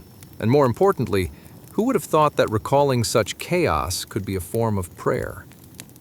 In this celestial gathering, The aroma of sweet fruits, figs and pomegranates, tickles your senses, coaxing all your earthly troubles away. The light is unreal. It radiates a soft glow like a campfire that wraps around you, making you feel safe, loved, and utterly free. Can you feel it? It's as though every joyous memory shared fills the air with a dazzling glitter, a tangible connection that binds the living with the departed. And there's more. The stories exchanged here feel less like solemn accounts of loss and more like comedic routines in a cosmic stand-up club. Did you hear how Zane ultimately decided to wear that floral tunic to the market? Another voice chortles. The man looked like he lost a bet against his own fashion sense. I mean, honestly, who wears pink roses at a camel race? There. You see, even in the afterlife, there's a place for humor, for the joy of life, and for uncomplicated silliness. One by one, tales of the beyond fill your ears, illuminating the silent truths of life and love lost. You begin to understand that in this sacred space, love never truly fades. It transforms in ways that brighten the soul. It's a gentle reminder, dear listeners, that those who we thought were lost are simply at another table in the grand banquet hall of existence, laughing heartily, waiting for your reuniting embrace. At that moment, beneath the loving sun and framed by fluttering leaves, the prayer you recite, though just a soft murmur, carries with it the warmth of 1,000 cherished moments. It dances upward to the heavens, elegantly waving like a flag of faith, whispering promises of an ultimate reunion where laughter reigns, connections deepen, and hearts never have to part again. Ah, dear listener, as you prepare to drift off into dreams, may these stories linger in your heart like a soothing melody, wrapping you in warmth and love. Close your eyes and feel the presence of your own beloveds who have journeyed beyond. Let their laughter resonate with every whisper of the wind as you sleep, knowing that love transcends time and space. It's the ultimate truth. Sleep well, and may your dreams be filled with love's eternal embrace. Chapter 14. Echoes of Eternity. Salam alaikum, dear listeners. Tonight, we wander through a thought-provoking landscape that's deeper than your cousin's complaints about his latest haircut. A contemplation of life, death, and the cosmic reunion of loved ones in paradise. As we settle down beneath this starlit sky, imagine the vastness of existence, one where your future self might just pop in for an unexpected chat. Yes, you heard that right. Welcome to a place where mortality feels like one of those cringe sitcom moments better left unshared at family gatherings. But before we embark on this celestial exploration, I invite you to like, subscribe, and hit that bell, only if you find joy in this adventure, of course. Remember to dim the lights, turn on that trusty fan, and get as cozy as a kitten in a sunbeam, because we're about to drift through the sepia-toned memories of the early Islamic period. Have you ever pondered just how long your phone's battery would last if you had to explain Snapchat to a wise old sage? Or attempted to explain the concept of self-care to your great-grandparents, who thought spicy lentils were the height of indulgence? Or perhaps you've suspected that your childhood dog secretly believed he was the regal ruler of your household. With such musings bubbling up, let's paint the scene for our adventure. Congratulations! You've just woken up in 610 CE, where the scent of sandalwood wafts through the air, accompanied by the gentle rustling of palms that seem to whisper secrets of the ages. You find yourself surrounded by the quiet hum of people going about their lives, under the eternal watch of twinkling stars. Explore this world where even the simplest of joys can become profound, like the last bite of a date that you're totally not ready to share, even though your neighbor keeps asking for a piece. As you take a stroll, the sun dips low, casting long shadows that dance across the sandy paths, much like that awkward dance at weddings where everyone just pretends they know the moves. You find a patch of soft grass that matches the pillow of your dreams, and as you lie down, a peculiar thought strikes you. What if your future self could give you a friendly nudge in the right direction? Let's take a moment to reflect on that. Picture this: a gentle form, almost ethereal, materializing before you. This unmistakable figure is you, only far more glamorous, adorned in splendid garments that no laundry cycle could ever tarnish. Is this what happens when you exit the mortal realm, you wonder? Is there an eternal wardrobe malfunction? Do socks get lost because of divine intervention? Hey there, the past me. A soft voice resonates like the delicate chime of a distant bell, echoing through the evening air. I'm here to remind you about the transitory nature of life. You see, it's all a beautiful tapestry, fragile, colorful, and sometimes dotted with rips and unfortunate fashion choices. Suddenly, you feel lighter, like the weight of daily responsibilities and that last piece of baklava you didn't share is dissipating into the evening breeze. Your future self smiles, a gleam of mischief twinkling in their eyes. So, those existential crises you keep having? They're as common as a camel at a roadside cafe. Let me tell you about the joys of righteous living. You see, the way you treat others, the kindness you sow, those things don't just ripple through your life, they create waves in eternity. You can almost see the ripples. They shimmer in the air like the joyous laughter of friends gathered for a feast.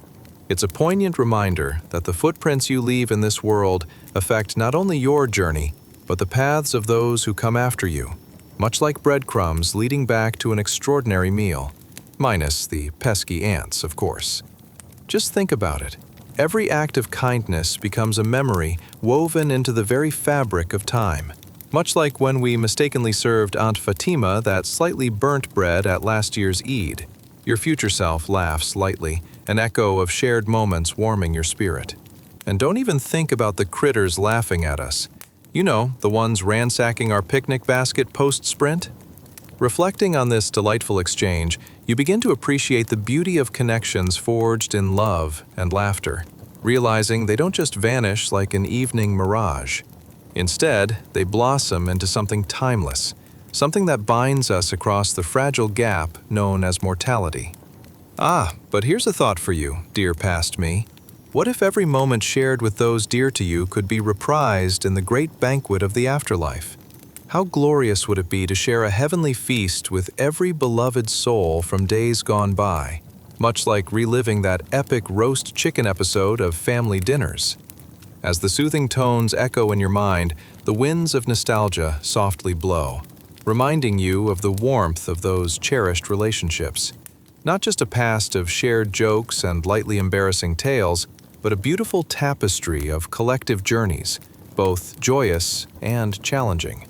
Falling into the embrace of this surreal vision, you feel an inkling to live righteously, to nourish those connections with compassion, much like watering the garden of your soul that sometimes gets neglected in the chaos of life. Who knew that nurturing others could lead you to the ultimate, fantastical reunion filled with love, laughter, and heavenly tea parties? In this celestial gathering, the stories of those gone before you weave a rich fabric, a delightful blend of heart and humor. You feel the gentle reminder of love's enduring power as you begin to appreciate the moments spent not just thinking of yourself, but embracing the vibrant and loving connection shared among beloved family and friends. As you surrender to peaceful slumber, may your heart remain open, knowing that laughter, love, and connection echo through the corridors of time.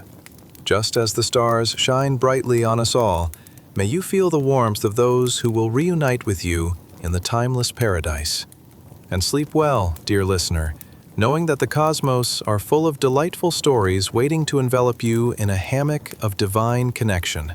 Inshallah, we'll drift into dreams anew, where loved ones are never truly lost, but simply waiting to embrace you once again. Sleep tight. Chapter 15. The Garden of Good Deeds. Salam alaikum, dear listeners. The sands of time have drifted since we last gathered beneath this soft moonlight. In the realm of spiritual enlightenment, where the afterlife embraces us like a fluffy cloud after a tough day at work, we find ourselves exploring a divine concept more refreshing than a cool drink on a scorching day: the Book of Good Deeds. So, let's ease into this heartfelt narrative, shall we? Picture this. You've just sent your family a text message, and ding! Your heart glows with joy as you see their responses lighting up your phone. Now imagine that multiplied infinitely, transformed into prayers echoing through the cosmos. Yes, that's right. Tonight, we step into the ethereal realm where righteous souls gather, basking not just in the comfort of paradise, but also in the enduring love of their families who pray for them. Before we set off on this serene journey, I gently remind you to hit the like button, subscribe if you find solace in our tales, and hey, drop your favorite prayer in the comments below. But only if you genuinely enjoy this cozy escapade. Now, take a deep breath, dim the lights, and snuggle into your cocoon of comfort. Are you getting cozy? Good. Now let's muse about the ridiculous intricacies of existence in the early Islamic period. Have you ever pondered how people ever communicated without the grace of emoji? Can you imagine trying to express your excitement about a date using just dull words? And what if your favorite snack was forbidden, possibly begging for a hide-and-seek situation with a plate of forbidden dates? Congratulations, you've just woken up in 610 CE, a time of sandalwood-scented evenings where the moonlight drapes the desert like a shimmering silk scarf. Nestled amongst the familiar sounds of a thriving community, your senses are treated to the warm whispers of the wind and the rustling of palm leaves, resembling gentle whispers of secrets only nature knows. You step outside, the ground is soft beneath your feet, like a memory you've almost forgotten but instinctively know is there. But I digress. There is something far more astounding awaiting you right now. In this moment, let's say you find yourself at a heavenly gathering where the celestial booking agency has just opened its figurative book of deeds. Yes, that's right. Picture a colossal, shimmering ledger with golden pages, precariously hanging in midair as if it has become the latest Instagram sensation. As the pages turn with a graceful flutter, each entry reflects not just the actions of long-ago lives, but the fervent prayers, hopes, and devotion of your family back on Earth.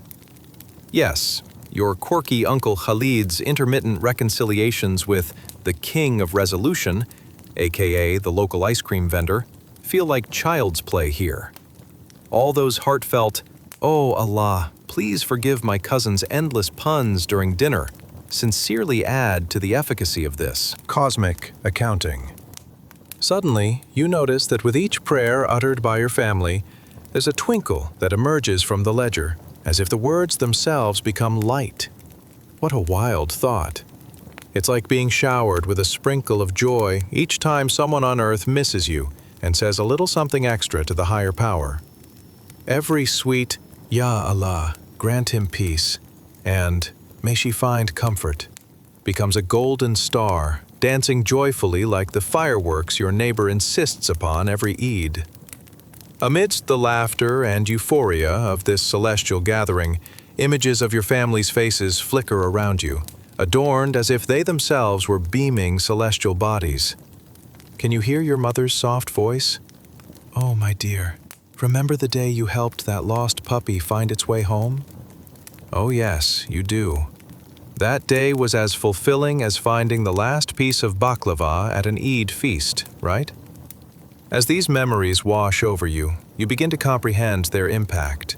A network far and wide interwoven into the fabric of the universe, like an elaborate tapestry where each thread represents a connection fueled by love and kindness. Your family's collective prayers weave a path, uplifting your spirit. The prayers of the righteous acting as a comforting balm, smoothing over the cracks that life may have left behind. How splendidly weighty that feels. Let's pause and notice the divine rhythm of life as you ride this gentle wave of nostalgia. It reminds you of the moments spent laughing at lunch, sharing stories at dinner, and comforting each other over sore shoulders and grumbling tummies after a weekend of too many gatherings. It's almost like an unspoken agreement. The more you cherish these bonds, the more they shine brightly on the pages of the book that just kept flipping. At this heavenly gathering, there's a gentle tug at your heartstrings, a reminder that every act of kindness is forever documented, a beautiful ledger swirling with stories of compassion and generosity that echo across time. In this sacred space, you realize that every loving thought directed towards you carries the essence of connection, bolstering your place among the divine.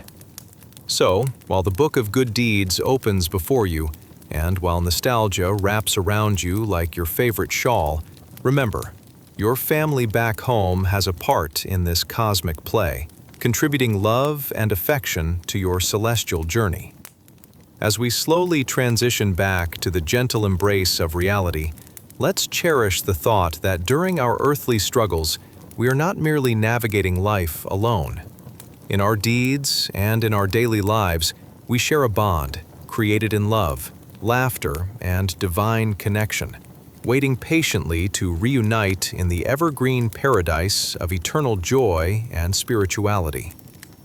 And there you drift, dear listeners, ever so gently leaning into the tributaries of dreams, where good deeds flow like the sweetest nectar. Sleep well, for you are cradled not just by the stars, but by the transcendent love of those who cherish you. Inshallah, as you lay your head to rest, may your heart pulsate in harmony with the beautiful garden of good deeds awaiting you. Sleep tight, beloved listener. Chapter 16. Reading Among the Remains. Salam alaikum, dear listeners. Tonight we find ourselves cloaked in an air thicker than the cheese on your cousin's beloved pizza. Yes, my friends, we're diving into the quiet echoes of 610 CE. Right at a cemetery where someone is practicing a skill that seems to have disappeared along with common sense after the invention of TikTok. Reading. Imagine this. You wake up one morning, look in the mirror and think, am I ready for a full day of deep contemplation, potentially under the sweltering sun, while reading a sacred text? What am I, an ancient philosopher? As you sip on your Moroccan mint tea, you wonder how on earth your great-great-great-great-grandpa survived those sandy afternoons without the sweet relief of air conditioning. So, kindly settle in, adjust your pillows, and let me paint a cozy picture that might remind you why existential thoughts usually prefer to wait until evening. Let's start to picture the serene scene, shall we? The sun glows low over the horizon, casting hues of gold and orange across a still desert. Everywhere you look, there's a stillness that could rival the wait for the next season of your favorite show. Could this be the perfect spot for a silent prayer to Allah's almighty presence? You're subtly transported as a devoted Muslim named Abdul sits by a low, humble grave, a bundle of soft, worn palms between his fingers as he prepares to read Surah Yasin, which is basically the cosmic equivalent of a warm hug for the soul. He's there not to discuss mundane topics like whether camels make better pets than goats. Spoiler alert, they totally do. But rather to connect with the spirit of his departed loved one. What a way to invoke divine mercy, peace, and a little nostalgia, all wrapped in one. Surrounded by the sweet scent of freshly baked bread, the morning air whispers softly, almost teasingly, with tales of those who have come and gone, and Abdul can feel the pressure of the world ebbing as he delves into the resonant verses of the Quran. Can you smell the intoxicating aroma of frankincense mixed with the earthiness of the desert soil? It's like nature's way of gifting you a gentle reminder that life is more than a passing moment, much like that plate of shawarma that vanished before your eyes at last night's family gathering. Now, as Abdul gets comfortable, he begins reading. You might think that if you were there, the first thing you'd do is log on to Instagram and share a pic of the serene gravesite. But remember, you're in 610 CE, where hashtags don't exist, and the only likes come from your mom rejoicing in your random acts of kindness. Surah Yasin, the heart of the Quran, flows from Abdul's lips, wrapping around him like a soothing blanket on a chilly night, evoking thoughts of mercy and reunion. What better way to remember those who have come before you? Imagine all the heartfelt memories weaving through the air, Almost like a warm, coiled-up snake, ready to jump and surprise you. But wait, you may wonder, what happens in a love letter between the living and the deceased? Is it more emotional than your favorite episode with a heartwarming plot twist? Or is it simply a delightful reminder that remains unspoken? Each verse recited becomes a star in the vast sky, illuminating the pathway of love and connection that transcends even time itself. Abdul finds himself smiling softly as memories play like little movie snippets on a grand screen. "Ah, my beloved sister," he whispers, his voice blending with the rustling of the leaves. "Remember when we argued over who made the best fig cakes?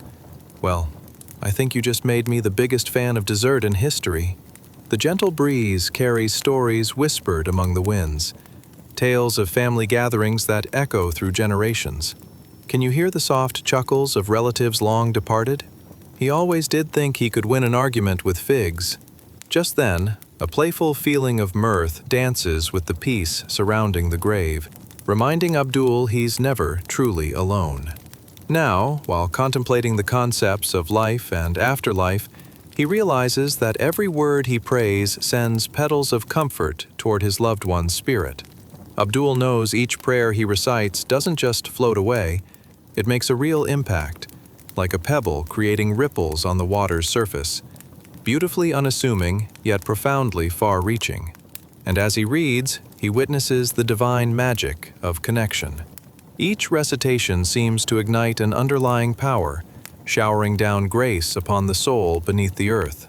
It feels more uplifting than finding an extra slice of cake at a birthday party, doesn't it?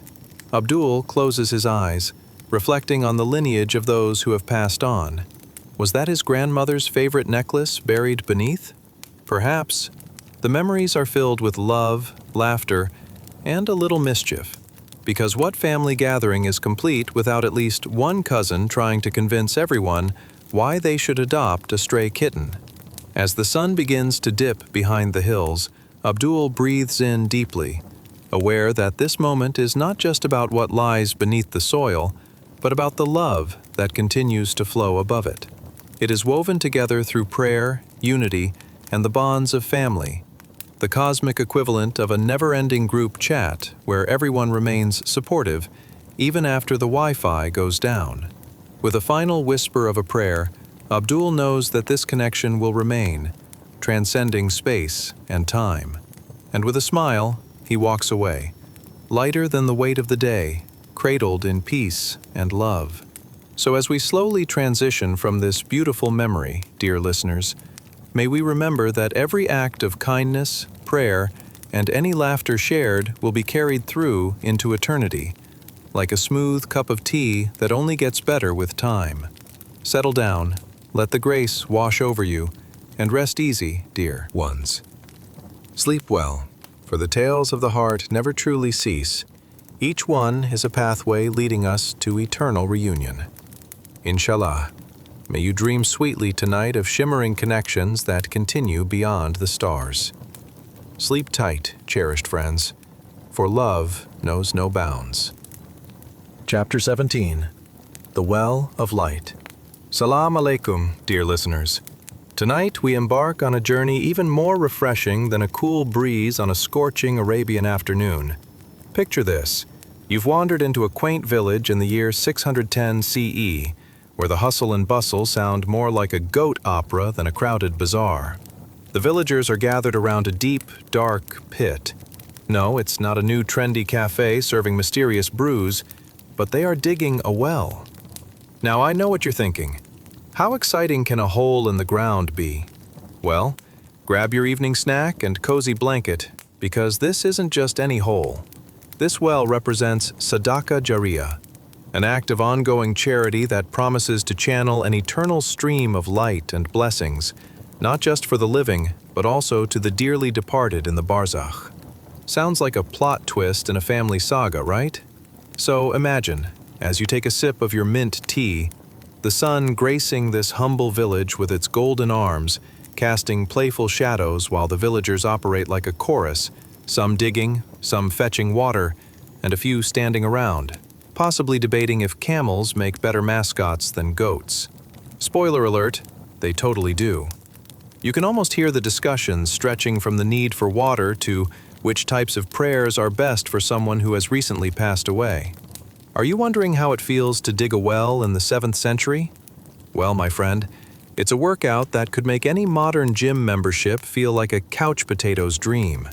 Each heave of the shovel sends clouds of dust swirling, making villagers momentarily resemble desert spirits. Talk about a workout. It's like CrossFit, but with more sand and fewer protein shakes. Now, let's pause and think about this. As these villagers dig, they might be sweating more than a cat on a hot tin roof. Ever tried to lift a bucket of water under the midday sun? Trust me, it's like scooping up enthusiasm at a Monday morning meeting. Pretty much impossible. Yet, here they are, digging fervently, and all for a well. Not just any well, but a magical portal of light linking them and their lost loved ones in the spiritual realm. This is where the story gets heartwarming. Picture an elderly man, perhaps a village chief named Omar, with a beard as white as the snows of winter, shouting encouragement and cracking jokes about sunburnt noses. "Dig deeper, my friends. Let's give the afterlife something to drink," he chuckles, earning himself eye rolls and chuckles from young and old alike. As the well begins to form, it transforms from a dusty pit into a symbol of hope, relief, and community spirit. A tangible reminder that life, in all its imperfections, offers continuous opportunities for kindness.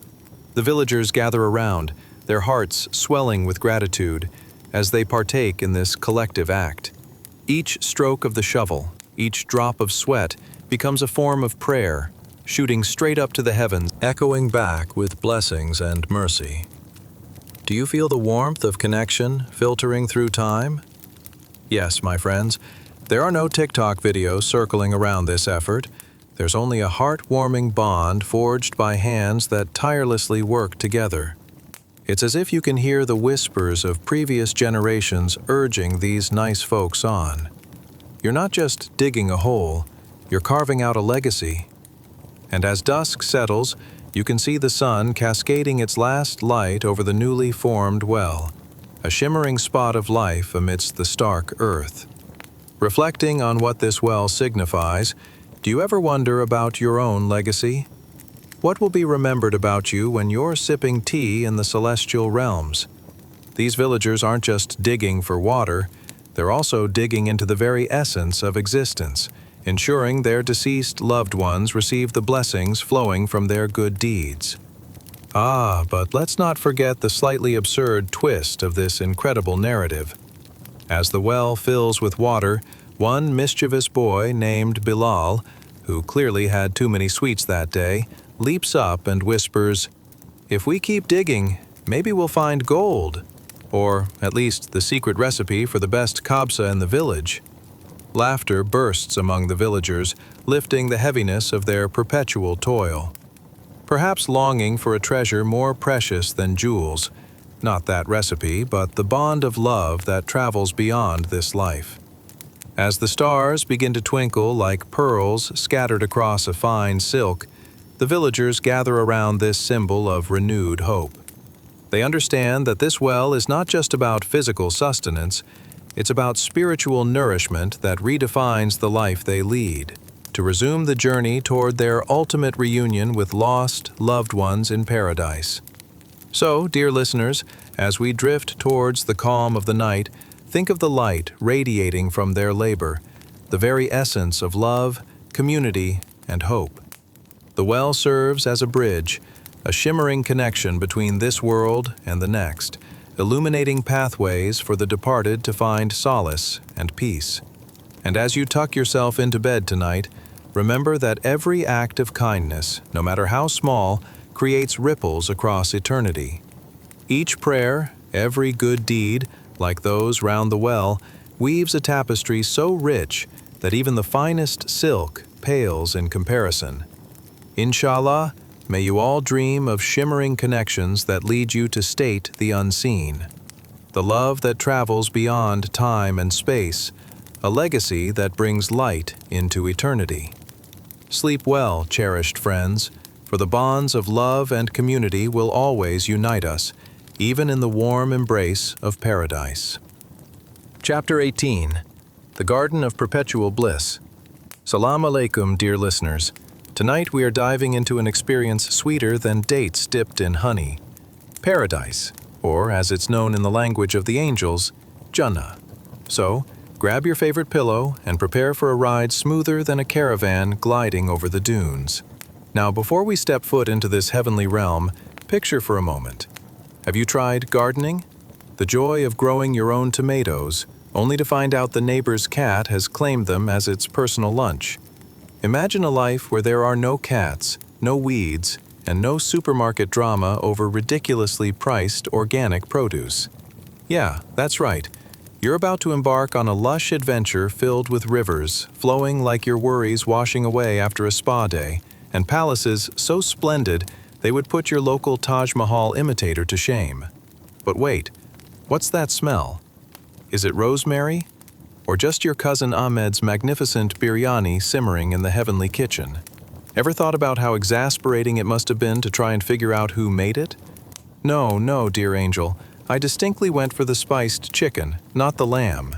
Yes, the debates over food don't just halt here on Earth. As you settle in, let your imagination roam freely. Imagine the soft murmurs of eternal rivers weaving through gardens, flowers bursting with colors that make rainbows reach for sunglasses. And is that the melodic sound of laughter echoing in the air? It is indeed. It's your long-lost friends and relatives who've come to greet you with voices sweeter than any honeyed tea. Now, just as we think we have dived deep enough into the beauty of Jannah, let's enumerate some highlights. Picture yourself strolling through gardens where fruits hang all around, so ripe that you can practically feel them whispering, "Eat me." And the best part? There is absolutely zero chance of a food coma. No one will ever tell you to leave some for later. Here in paradise, such limits are merely a distant memory. But wait, a moment of truth here. Can you picture lounging under a perfect sky, where the clouds are fluffier than the pillows on your bed? How about a breeze that knows just how to tickle your skin, neither too warm nor too chilly, but just right? It's as if nature finally got a PhD in comfort. Ah, what's that? A call to feast? Soft-spoken angels invite you to tables laden with dishes that look so good, even Instagram would have a hard time keeping up. As you dig into flavors that seem to dance on your taste buds, you realize every bite is a reminder of the endless divine mercy bestowed upon you. Yes, those meals just keep coming, as if the kitchen never runs out of ingredients. Now that would be a caterer worth knowing. And look over there. Children, who seem to shimmer more than the stunning gardens, gather beneath trees laden with unblemished, delightful fruits. Here, life carries forth in its purest form. A child appears next to you, offering a playful grin, as if to say, "Sure, let's forget that epic game of hide-and-seek we had on Earth. Want to start a new one here?" As you indulge in the pleasures of beauty and camaraderie, think about this. In a world where every laugh is the most refreshing sound you've ever heard, how many opportunities did we overlook on Earth to cherish these relationships? This heavenly reunion makes you realize the richness of connections. Each laugh shared, a thread weaving into the intricate web of eternity. As you navigate through this wonderland, imagine the monumental moments of recognition. Families, friends, and lost loves gathering like a well-rehearsed musical ensemble. Remember the old uncle who would sing at every family gathering, a bit off-key but full of heart? Here, he's back, with his voice perfectly entrancing, and you can't help but join the chorus, even if you've retained your earthly clumsiness. Now, do I see some disbelief accumulating? Wait, how can this all be true, you might ask? Well, my friends, let's go to the core of why such beauty awaits the souls who've known love, kindness, and empathy. Jannah isn't just a reward, it's an ideal culmination of all the goodness we seek throughout our lives. Think of it as a delightful surprise party that you didn't even know you were invited to. The enchantment of Jannah reminds us that every act of kindness, yes, even that time you forgave your neighbor's cat for nomming your basil, plants seeds of joy that blossom into magnificent realities beyond the veil. So, as you drift into a serene dream, whisper a prayer of gratitude for all the beauty yet to come, knowing that the ultimate reunion with loved ones, the perennial gardens, and the melody of laughter awaits in this endless realm. Inshallah, may your heart rest easy tonight, embraced by the thought of paradise, where bonds of love reign forever and joy knows no bounds. As you close your eyes, remember, laughter awaits, love prevails, and the gardens wait to be explored with familiar souls by your side. Rest well, dear friends, and may your nights be adorned with dreams of eternal reunions and the divine bliss of Jannah. Chapter 19, The Ultimate Reunion. Salam alaikum, dear listeners.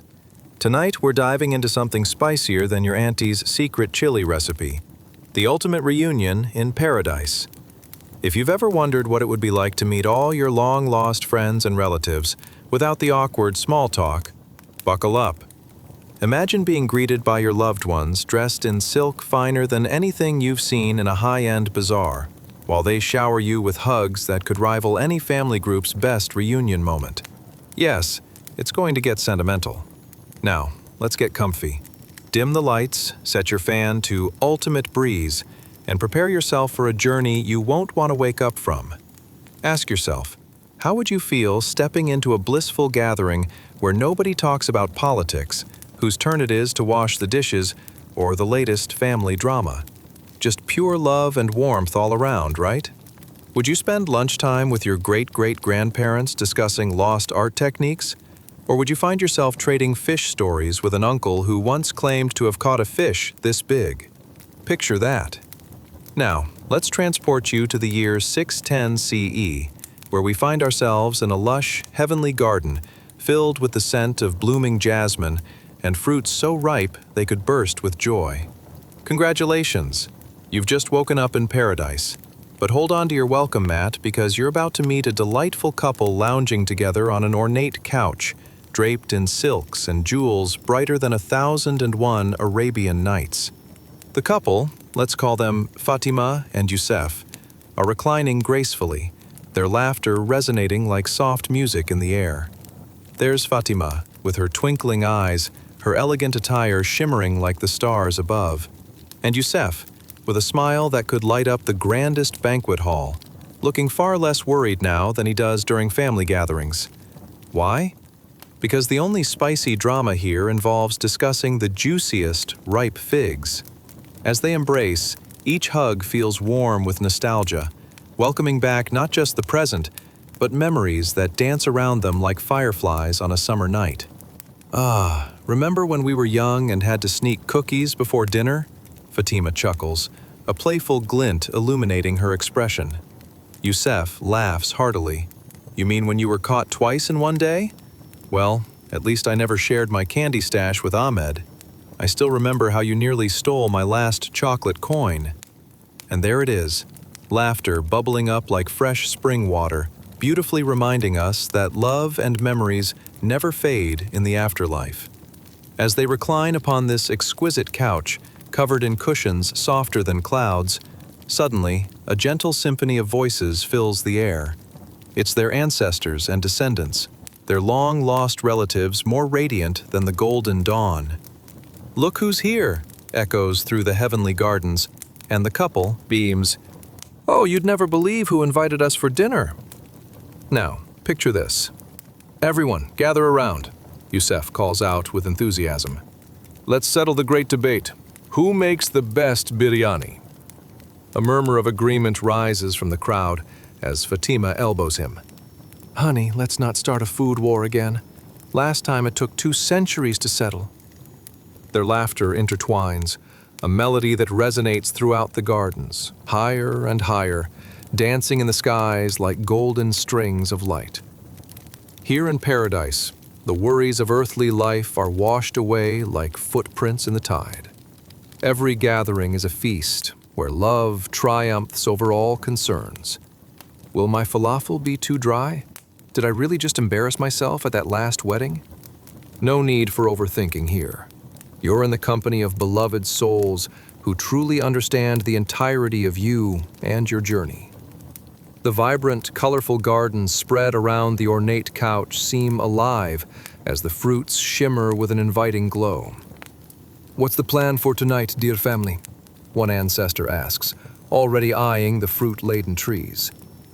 "Who gets to pick the first batch of grapes? The ones that are supposed to taste like sherbet?" Fatima's cousin interjects, his face lighting up. "Don't forget, I've still got dibs on dessert. You all know I discovered that recipe before anyone else." The chatter, laughter, and banter light up the garden, resonating with joy more profound than any festive celebration on earth. It's an experience so complete, the worries of the past evaporate like whispers in the wind. "Oh, to think I worried about small talk or who forgot to bring the dessert back at our last gathering." Youssef smiles, taking a deep breath, relishing the flavor of everlasting togetherness. It's simple, yet grand. A reunion where love reigns supreme, more powerful than any earthly relationship, where laughter echoes like gentle ripples on the surface of eternity. The fabric of their existence in paradise is woven with shared joy, memories, and the understanding that this reunion is not merely a fleeting moment, but an eternal assembly of cherished souls. How humbling and joyful that must be. Amidst the splendor of endless gardens, the significant act of reuniting with those you love becomes as sweet as tender figs doused in honey. With each passing moment, you, dear listener, catch a glimpse of the divine tapestry being woven around you, a beautiful narrative of love, laughter, and everlasting bonds. A sweet reminder that despite everything lived on earth, love flourishes even beyond in this timeless reunion. So, drift into that serene vibe as the laughter and sweet murmurs of reunion continue to lull you into peace, welcoming you into a dream that feels far more vivid and real. Good night, dear friends, as you embrace the beauty of togetherness, knowing that every cherished memory leads to an even greater reunion awaiting in paradise. Chapter 20. The Prophetic Intercession. Salam alaikum, dear friends. As we drift further into celestial realms tonight, we plunge into a heartwarming scene filled with emotion, spices, and just a hint of heavenly humor. Picture this. It's the Day of Judgment, a day as serious as a cat trying to fit into a shoebox. And right at the center is our beloved Prophet Muhammad, peace be upon him, standing in front of a divine light so blinding that even sunglasses wouldn't save you from squinting. Now, have you ever had that moment where you're trying to convince someone of your innocence, like when you accidentally promised to bring dessert, but only remembered at the last minute? You know, my aunt has always said, if you're going to make promises, make sure you can keep them. Well, our lovely prophet is there, hand raised in intercession, presenting the case for his beloved Ummah and saying, "Oh, Divine One, let's extend a little grace here, shall we?" They tried their best, even if they forgot to wash their socks before prayer. Imagine the atmosphere. There's a surprise mix of anxiety, excitement, and perhaps a touch of confusion in the air. It's like that moment at family gatherings when you hear, "We need to talk," but the topic turns from culinary disasters to your aunt's latest knitting catastrophe. The anticipation is palpable. As the divine light casts a glow brighter than the sun at noon, it's an undeniable reminder that Allah's mercy is vast. So vast that even GPS wouldn't need to recalculate. "Dear beloved Prophet," the voice resonates, full of warmth yet authority. Your community has faced trials and tribulations, from moments of stubbornness to heartfelt repentance. But look, they always come back to find their way. Here, you can almost hear a chorus of souls chiming in, a medley of voices calling out, Hey, remember that time I accidentally used salt instead of sugar in the cake? It's as if the very fabric of their existence, human errors, heartfelt prayers, and moments of laughter, are woven beautifully into the divine tapestry. With sincerity etched on every feature of his blessed face, the prophet resumes his plea. Oh, allow them the mercy they seek, for they are tried and true, like an overcooked piece of chicken that somehow remains deliciously edible. Now, let's imagine the vast spectrum of souls waiting in line, like eager fans outside a concert while holding their banners. Forgive me, O most merciful, and please let my mom win in heaven's bingo. They stand collectively before the intercessor who is pleading for them, yearning for compassion, and hoping that their earthly missteps will be overshadowed by deep love and effort. As he stands before the divine, beloved as a favorite child who never fails to impress, the memorable chants of the crowd fade into serenity. It's a gathering far removed from earthly conventions, filled with heartfelt confessions and aspirations to be better, just like those times when you vow to eat less cake at parties, but find yourself sneaking another slice with a glint in your eye. Now, let's take a moment to appreciate the weight of this situation.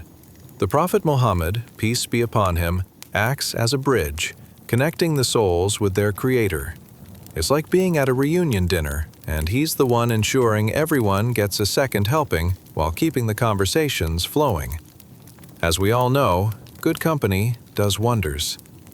And what happens next? The floodgates of mercy open wide.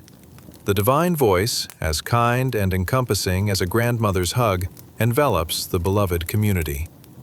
You have shown dedication, you have faltered, and you have returned. So come, let us gather and celebrate the unyielding love that binds the hearts and the mistakes that have paved your path. Just imagine the atmosphere swallowing you whole.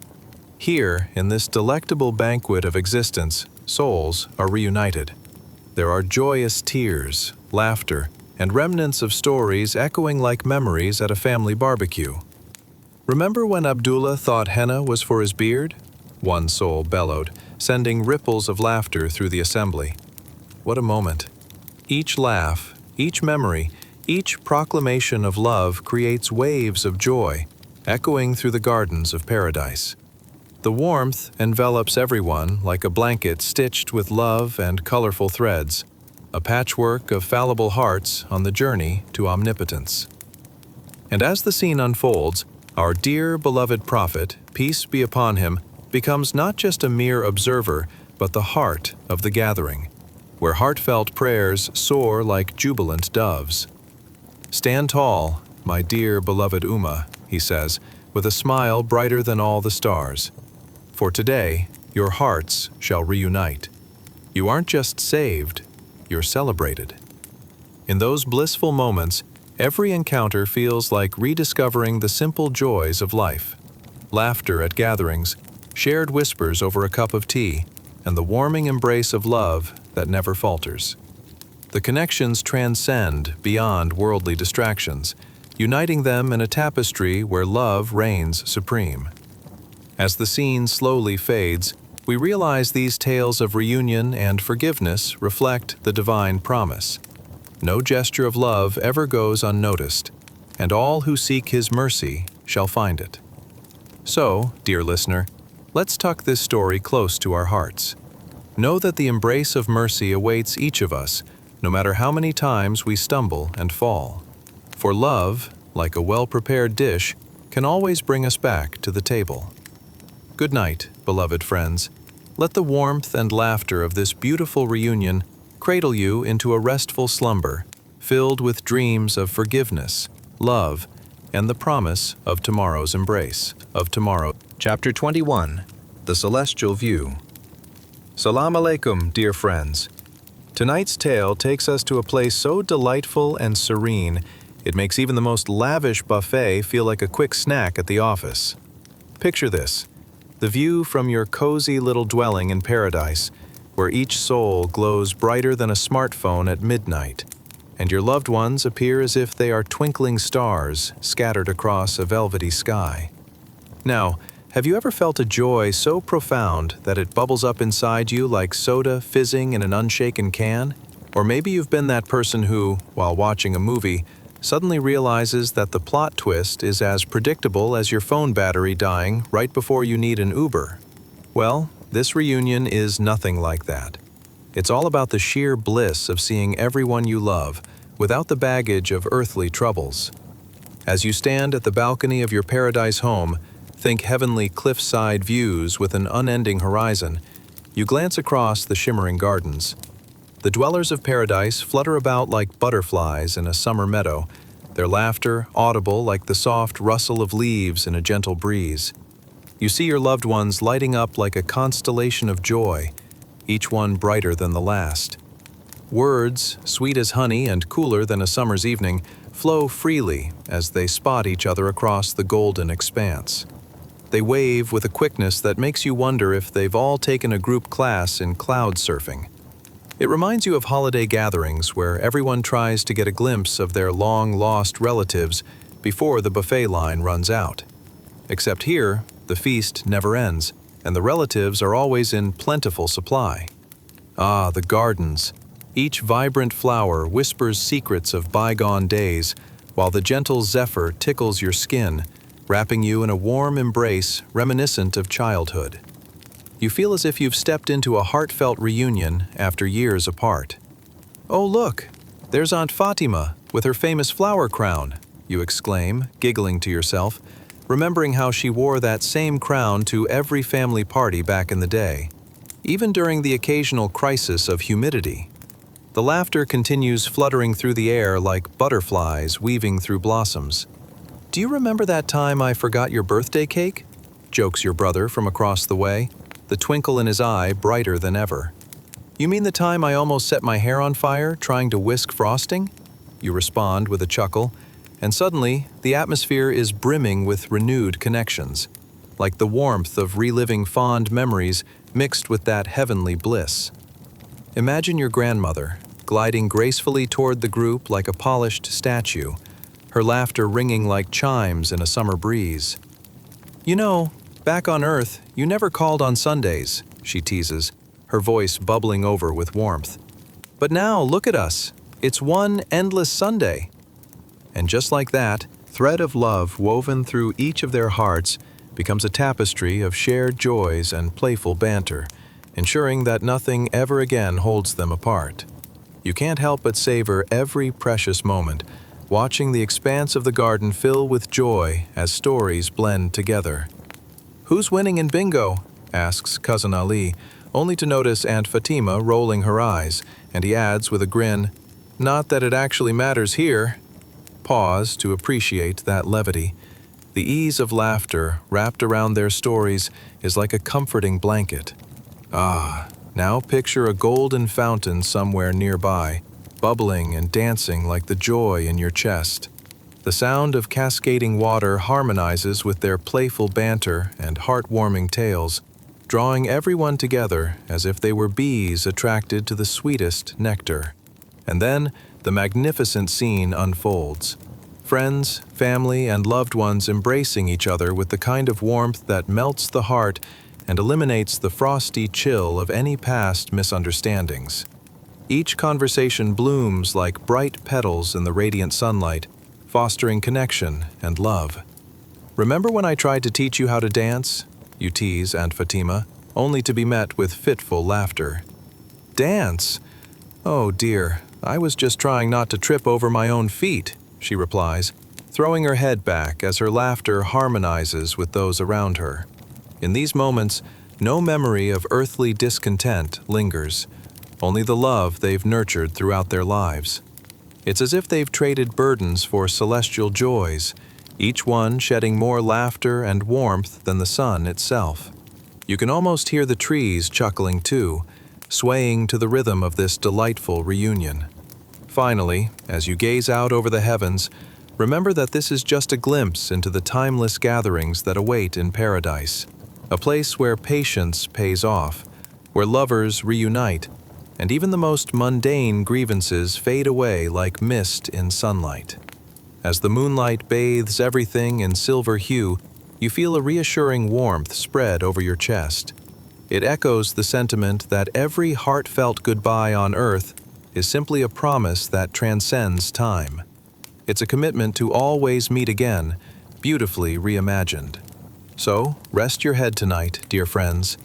As you drift off, let the warmth of this celestial reunion nestle deep in your heart, filling your dreams with echoes of laughter and whispers of love. Good night, beloved friends. May your dreams be adorned with reunions and love that transcends time, reminding you that every connection we cherish is but a glimmer of what awaits in the vast and loving embrace of paradise. Chapter 22. The Grand Gathering of Souls. Salam alaikum, dear friends. Tonight, we embark on an adventure that's a bit more musically inclined than your great-uncle's rubber chicken impressions. Picture this. It's the Day of Judgment, Yom al-Qiyamah, the day where everyone's RSVP showed up, and honestly, it might just be the largest family reunion of all time. Imagine a gathering so grand that even the biggest weddings on earth would look like a child's birthday party with a single slice of cake. Before we dive deeper, let's make sure you're comfy. A nice, cozy spot, perhaps a soft blanket, and if you haven't already, dim the lights a little. Trust me, you want to create the right ambience for what's essentially the cosmic equivalent of a pep rally, gone far above and beyond anyone's wildest expectations. Have you ever wondered what it'd be like to be handed a golden ticket to see all your loved ones, past and present? Or maybe you've pondered if your long-lost pet will bring you a chew toy as a token of their eternal affection. Is there an awkward moment when you bump into someone who's been avoiding you longer than your last dentist appointment? Picture yourself walking into a room buzzing with laughter and joy. But instead of your coworkers gossiping about the free donuts in the break room, it's the souls of your loved ones, each one lit up like a page in a storybook, beckoning you to recount years of missed moments. Now, close your eyes and take a deep breath. Congratulations. You've just awakened on a vast, awe-inspiring plane under a sky that seems to shimmer with divine power. No need for sunglasses, mind you. All of creation is resurrected, standing together shoulder to shoulder. It's like an IKEA on opening day, packed, bustling, and filled with an inexplicable anticipation. Can you hear that? It's the sound of whispers drawing closer. The air is charged with energy, crackling like the electricity before a storm, though thankfully less likely to ruin someone's hairdo. Every soul is reunited, and the sheer delight is palpable. You can almost taste the joy, like sweet honey dripping from the tree of life. Let's take a quick lap around this magnificent gathering. You spot groups of people wearing expressions that would melt anyone's heart, completely free from regret or sorrow. They're enjoying conversations as if they had never been apart, like those relatives who seem to speak exclusively in inside jokes. Remember that time we thought the cat was a small bear? You can hear laughter bubbling up, resonating off the ethereal backdrop, sending waves of joy through every heart. There's your Uncle Mahmoud, who always made every family event memorable. Not because of the stories he told, but thanks to the wild tales he dared to concoct, much to your bemusement. He's directing traffic like the family gathering's unofficial self-appointed conductor, waving his arms around and ushering people to join groups. "Over here, we saved you a spot," he exclaims, the excitement in his voice more contagious than a yawn at a boring lecture. Nearby, you spot your grandmother, who is sporting an impressive floral ensemble, never one to miss an opportunity to represent. Who needs Earth's fashion anyway? In paradise, we dress to impress, she seems to be saying with a sparkle in her eye. Her laughter is a sweet melody that dances through the air, creating ripples of joy as it brushes against the souls around her.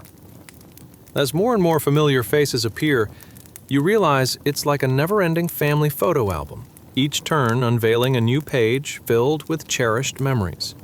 "Hey, who brought Grandma's legendary cookies?" is the frequent cry from the crowd. Spoiler alert, they're probably better than those sad in-a-box treats people attempt to pass off as homemade on Earth. But as you look closer, You notice that the friends and family are adorned with ethereal sparkles, shimmering in every hue imaginable.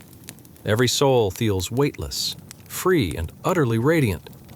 It's a tapestry of love, joy, and affection that wraps around you tighter than your cozy blanket on a chilly winter night. And here comes your cousin, awkwardly fumbling with welcoming hugs. "You're not still mad I borrowed your favorite toy, how many decades ago?" he mumbles, not even needing to be reminded that in paradise there's no room for past grievances. Instead, smiles and laughter blossom like garden flowers under warm sunshine. The air is laced with the fragrance of blooming jasmine, wrapping around you like an old, comforting cloak. Can you feel the healing warmth of these souls? Perhaps it's reminiscent of those cherished family gatherings back on Earth, minus the uninvited relatives trying to steal the spotlight. Here, every story is welcomed, every laugh welcomed like a beloved old tune, a lyrical harmony that wraps the universe in timeless affection. You can even hear friends sharing the stories of clever pranks pulled in their earthly days, now adorned with the gold of joyful remembrance. "Wait, didn't you hide the car keys only to find them in the fridge?" they laugh, their easy banter flowing like a gentle creek surrounded by lush greenery. Divine attention spans mean everyone is engaged, no one left behind. Instead of clashing schedules and missed calls, the connections here are seamless, each moment perfectly woven into the fabric of eternity, a brilliant cosmic quilt of laughter. But hold on, what's this? Suddenly, a trumpet sound echoes across the horizon, signaling the start of something extraordinary. "Gather round, everyone," you hear someone call out. It's like your high school graduation, except way more rewarding. No awkward speeches, no lingering anxiety, just sheer delight as the moment unfolds. You feel an overwhelming sense of belonging wash over you, reminding you that in this grand gathering, every moment, every laugh, and even the misadventures were all a part of the perfect cosmic plan. As you drift in this celestial space, surrendering to the warmth of your surroundings, you can't help but smile. This journey of reconnection, love, and transformation is nothing short of divine grace, a path that leads every beloved soul back together, creating an everlasting Eden where time ceases to exist and joy reigns supreme. Sleep tight, dear friends. As you drift into the realm of dreams, let the spirit of reunion and warmth cradle you like a comforting melody. Remember, every heartfelt goodbye in this world is but a promise waiting to be fulfilled in the unending embrace of paradise. Until next time, may your dreams be filled with love, laughter, and beautiful reunions. Chapter 23. The Divine Scales of Justice. Salam alaikum, dear friends. Tonight we delve into something as delicate and precise as your great-aunt's attempts to measure sugar for baking, but far more significant. Imagine the cosmic scales of justice, mizan, hanging in the heavens, balancing the weighty matters of our earthly lives like a finely tuned seesaw at the local park, except with a much higher stake. Forget getting stuck in an awkward conversation with that one relative at the reunion. We're talking about the gathering of all souls, weighed by the good and the bad, like a game of heavenly tug-of-war. So, before we embark on this celestial scale journey, do me a favor. Get cozy. Yes, I mean it. Grab that beloved blanket you often refuse to share, dim the lights, and make sure you've got that snack within reach. Perhaps you have some dried dates or a snickerdoodle hiding in your cupboard? Perfect. Just don't let the crumbs get on the blanket. We wouldn't want any earthly disputes over cookie crumbs here, right? Now, while you settle in, let me ask you this. Have you ever found yourself pondering why the weighing of deeds might involve more drama than that season finale of your favorite TV show? What if you found out your neighbor's bad deed was being counted for all the times they borrowed your lawnmower and returned it with a mysteriously missing handle? Or, can you imagine the sheer chaos if your last 5 failed attempts at sports were weighed against the time you helped a grandma cross the street? It's like showing up to a potluck with water instead of soda. You might slip under the radar, but the irony would certainly be palpable. Congratulations! You've just woken up in the heart of 610 CE, amid the bustling life in the Arabian Peninsula. A time when people were more concerned with camel herding than social media likes, and all the drama was written in stars rather than tweets. Close your eyes a little longer and let me paint the scene for you. As you stand in this vivid place, take a moment to breathe in the warm desert air, mixed with the sweet scent of date palms swaying gently in the wind.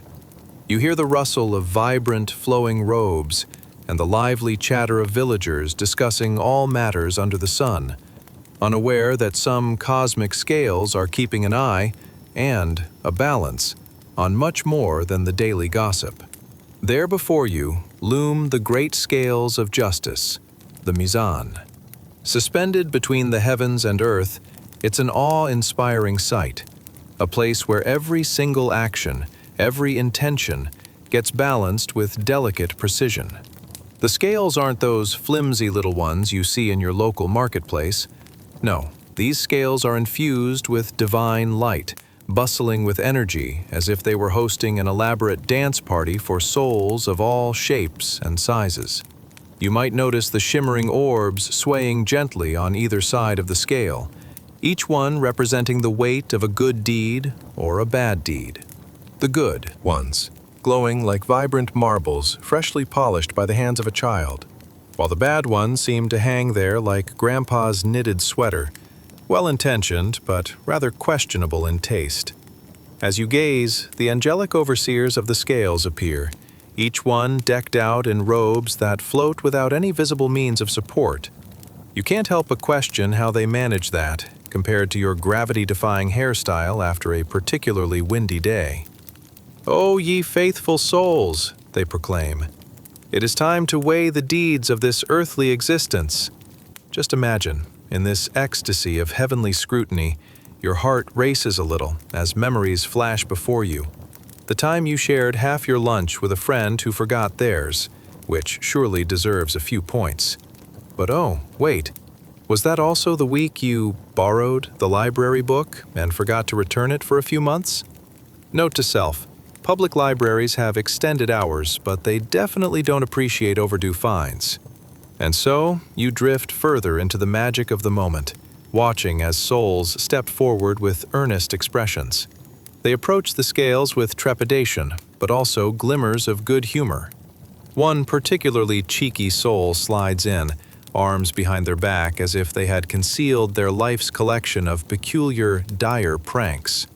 You can almost hear them mumbling, "Surely they won't weigh that time I adjusted my neighbor's car horn to sound like a goat's bleat. They laughed, but goodness knows I was just trying to lighten the mood." With each deed weighed, laughter and light fill the atmosphere, as everyone knows the cosmic scales hold no grudges. The beauty of these divine scales isn't just about punishment or reward. It's about recognizing growth, joy, and transformation. Every misstep brings out the humor of lived experience. Every joyful act adds to the lightness of the soul, much like adding sprinkles to a cupcake that already had icing. As the scales balance, you realize that every little thing matters, be it the caring touch you offered a friend, or the awkward moment you tripped while trying to impress that one crush. There's a certain sweetness in knowing that even the little acts can tip the scales towards a jovial reunion at the end of time. The angels tally it all, each gesture recognized as precious, creating a cosmic tapestry of laughter, love, and divine grace.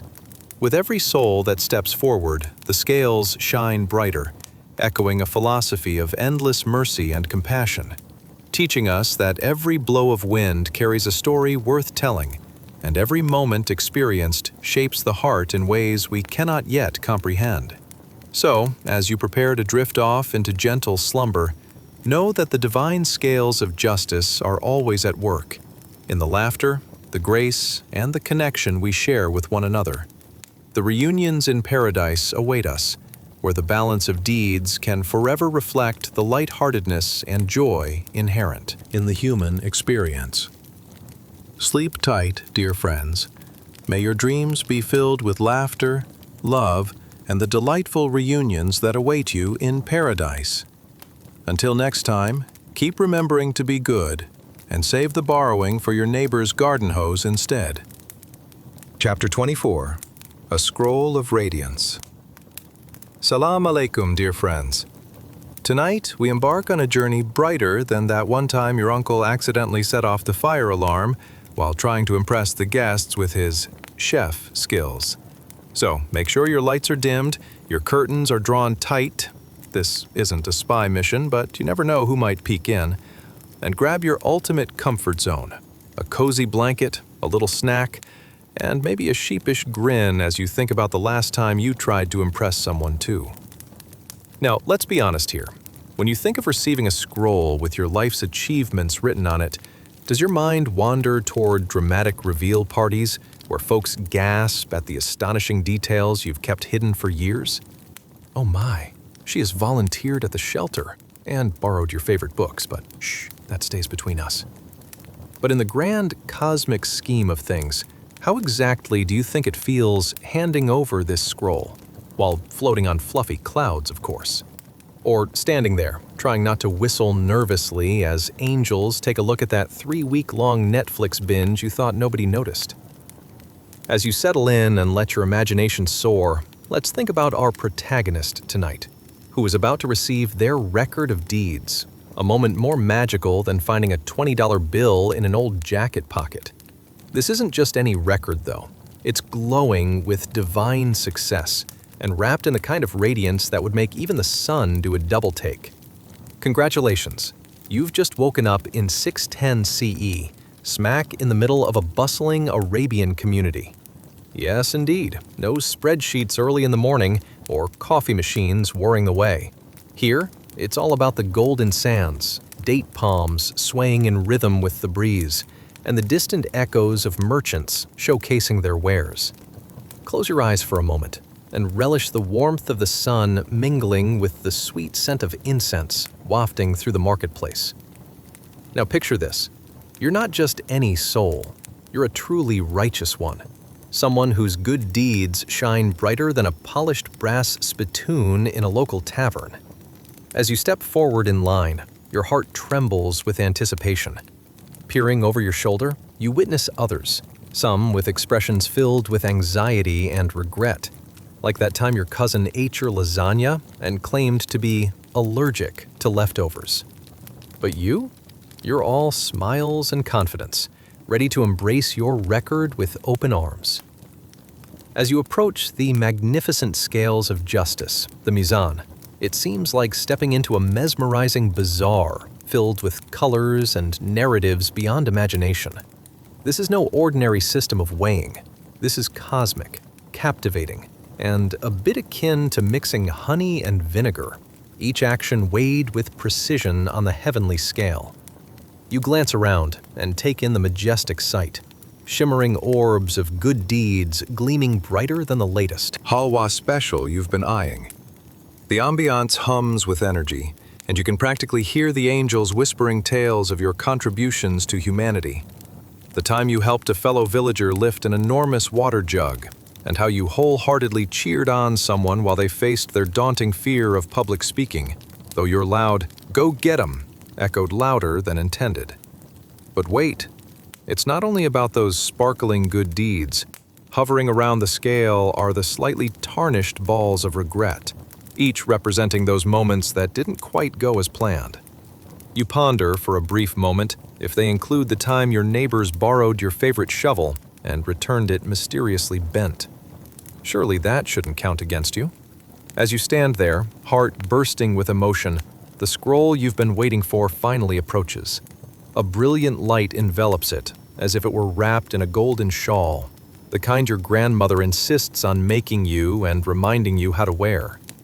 The moment feels surreal, your name etched upon it, intertwined with a radiant glow that speaks of accomplishments and victories, not unlike the first time you claimed you were going to be on America's Next Top Model and your friends chuckled, only to find you reigning victorious at the local talent show. The angels grace you with mild chuckles as they leisurely roll the scroll open, revealing tales of kindness, sacrifice, and love. Each word seems to pulse with divine energy, each line telling a story that your soul has cherished, or the acts unnoticed by mere mortals. It isn't just a list, it's your legacy, a cosmic tapestry of lived experiences stitching together the human connection, one beautifully imperfect stitch at a time. As the scroll unfurls, you hear the whispers echoing around you. "They've made us proud," they chant, a chorus of celestial beings witnessing the balance of your life. Just think about it. This is the type of fame that doesn't come with a reality TV show or social media hype. You are sparkling among the shades of moral fortitude and virtue, leaving all doubts behind like laundry forgotten in the machine. With a confident smile and a gentle bow of your head, you humbly accept your record. In this moment of glorious reunion with your accomplishments, it becomes clear that it's not just about the big gestures, it's the little things, the warmth in your laughter, the comfort in your presence, and yes, the hugs you offered while they wept. Every act carries weight in the grand scheme, a reminder that you've navigated adulthood with a degree of grace that makes even your awkward dance at family weddings look like a well-rehearsed performance. So, as the scroll is bestowed upon you, you feel its warmth radiating against your skin, a reminder of the cherished memories and the love you've sown throughout your journey. You gaze into the luminous sphere of your goodness, knowing that though your Past may not be perfect, the kindness in your heart has left a beautiful mark. Let this moment envelop you as you slowly drift into slumber. May your dreams be as radiant as the scroll you've accepted, and filled with endless joy found in connection, love, and the delightful reunions that await in paradise. Until next time, dear friends, allow your hearts to rest peacefully and bask in the warmth of divinity. Chapter 25. A Scroll of Regret. Salam alaikum, dear friends. Tonight we delve into a tale that's more unsettling than discovering that your all-you-can-eat buffet has a 2-hour limit. That's right, deep existential dread awaits. So, grab your comfiest pillow, maybe a soothing cup of warm milk, or even a stash of your favorite mint chocolate, and prepare to spiral into the realm of regrets, a place as crowded as your family reunion when free food is involved. Now, let's be real. Have you ever received a report card and thought, how did I manage to get a D in lunch etiquette? Or found yourself wondering what the consequences would be if you accidentally sent your boss a meme instead of the quarterly report? What if, in the cosmic scale of judgment, we received not just a report card, but an eloquent scroll detailing every little moment of our lives? You know, a scroll with an imaginary typeface that resembles cursive, but reads like a crime report? Let's drop into a fantastical world over 1,400 years ago, in 610 CE, when the desert sky gleamed brighter than your neighbor's latest holiday lights display. Congratulations! You've just woken up among the bustling marketplace of Medina. Picture it, colorful tents, the scent of dates and spices wafting, and the occasional piecemeal debate over who makes the best hummus, a debate fraught with passionate opinions. But tonight, we're not here for culinary disputes. We're here for the momentous arrival of your scroll, the one that unveils your deeds, like uncovering your online shopping habits. Your heart races as you gaze upon other souls, whose laughter melts into nervous whispers, wondering what kind of surprises lie in their own scrolls. Are those the anxious first day of school jitters, or the last-minute panic before the Friday potluck? As you approach the grandiose scales of justice, the mizan, guess what? It's not just fluffy clouds and bubbly angels waiting for you. No. You're standing right in the middle of a cosmic balancing act more serious than your dad talking about back in his day. But hold on. Before you start feeling all suffocated by the pressure, let's consider the stakes. Here stands a figure who once wore the skin of ambition like it was haute couture, the kind adorning your favorite reality TV star. But alas, their existence has now shifted to the other end of the scale. Approaching with shaky hands, they receive their scroll not with delighted anticipation, but the forlorn acceptance of a person who just realized they have 3 minutes to finish a 3-course meal in a restaurant. With an audible gasp, they grip their scroll, warm to the touch, heavy as your auntie's attempts at cooking. Upon opening, they see the lavish detailing of their deeds, the good, the bad, and the downright embarrassing moments, like that time you tried to impress your crush by singing karaoke and accidentally broke the microphone. Yes, those moments are there too. And as the scroll unfurls like the overly dramatic peak of a bad soap opera, our subject finds themselves sinking to their knees, kneecaps knocking together like enthusiastic dancers at a wedding. Despair floods over them, like that one time your siblings dared you to jump into the pool with all your clothes on. Only this is far less fun and a whole lot more sobering. Do you hear those whispers echoing around? It's the haunting chorus of regrets. Oh, remember that time you skipped charity to buy that 7th piece of baklava? Or how about the time you let your ego override your empathy? Each accusation stings sharper than a bee hovering too close to a picnic. And as they kneel there, overwhelmed, imagine how you'd feel in a similar situation. Maybe a part of you wishes for an eraser wand to wish away those misguided decisions, as if life were a chalkboard instead of a tapestry woven with complexities. Picture that moment when you realize that the laughter shared in moments of joy is overshadowed by echoes of choices that led to missed connections and misunderstandings. It's like realizing that the perfect selfie was actually a video of your double chin instead. But lurking amongst the scrolls of seeming horror is the dawning realization. Amidst all these mistakes, there lie opportunities for growth. Small embers flickering in the gathering darkness. There's a chance for redemption, a flicker that might lead back to the warmth of human connection. It's a reminder that some stumbles could pave the way for deeper understanding. And with transient clarity rising amidst chaos, they whisper softly, "Ah, these missteps dance together, creating a mosaic of lessons." Perhaps even a chuckle escapes as they creatively reframe their decisions, adding a sprinkle of humor between the weighty lines of regret. After all, they murmur, life is not about the fact that I tripped over my own sandals. It's about the people who laughed and offered me a hand to rise again. As they glance back at the scale, the weight of their past suddenly feels slightly lighter, revealing that true divinity isn't merely about the absence of mistakes, it's about the resilience with which we rise above them. It's akin to wearing mismatched socks while trying to pull off a daring outfit. No one needs to notice if you strut with confidence. Friends, let's embrace the fact that in this grand cosmic drama, it is not simply about scoring points, it's about lessons learned. Every stumble an opportunity for grace, and every misstep a chance to spread joy. So let this contemplation cradle you into sleep as we wander deeper into the celestial night. Until next time, dear friends, may your dreams be filled with love and laughter, bathed in the divine glow of understandings yet to come.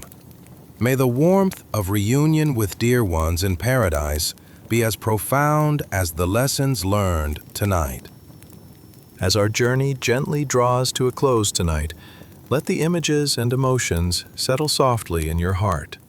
We've walked through worlds both heavy and hopeful, through deserts of regret, chambers of reflection, and gardens of reunion. We've seen how life in the past was rarely easy. Days were shaped by hardship, uncertainty, and constant effort.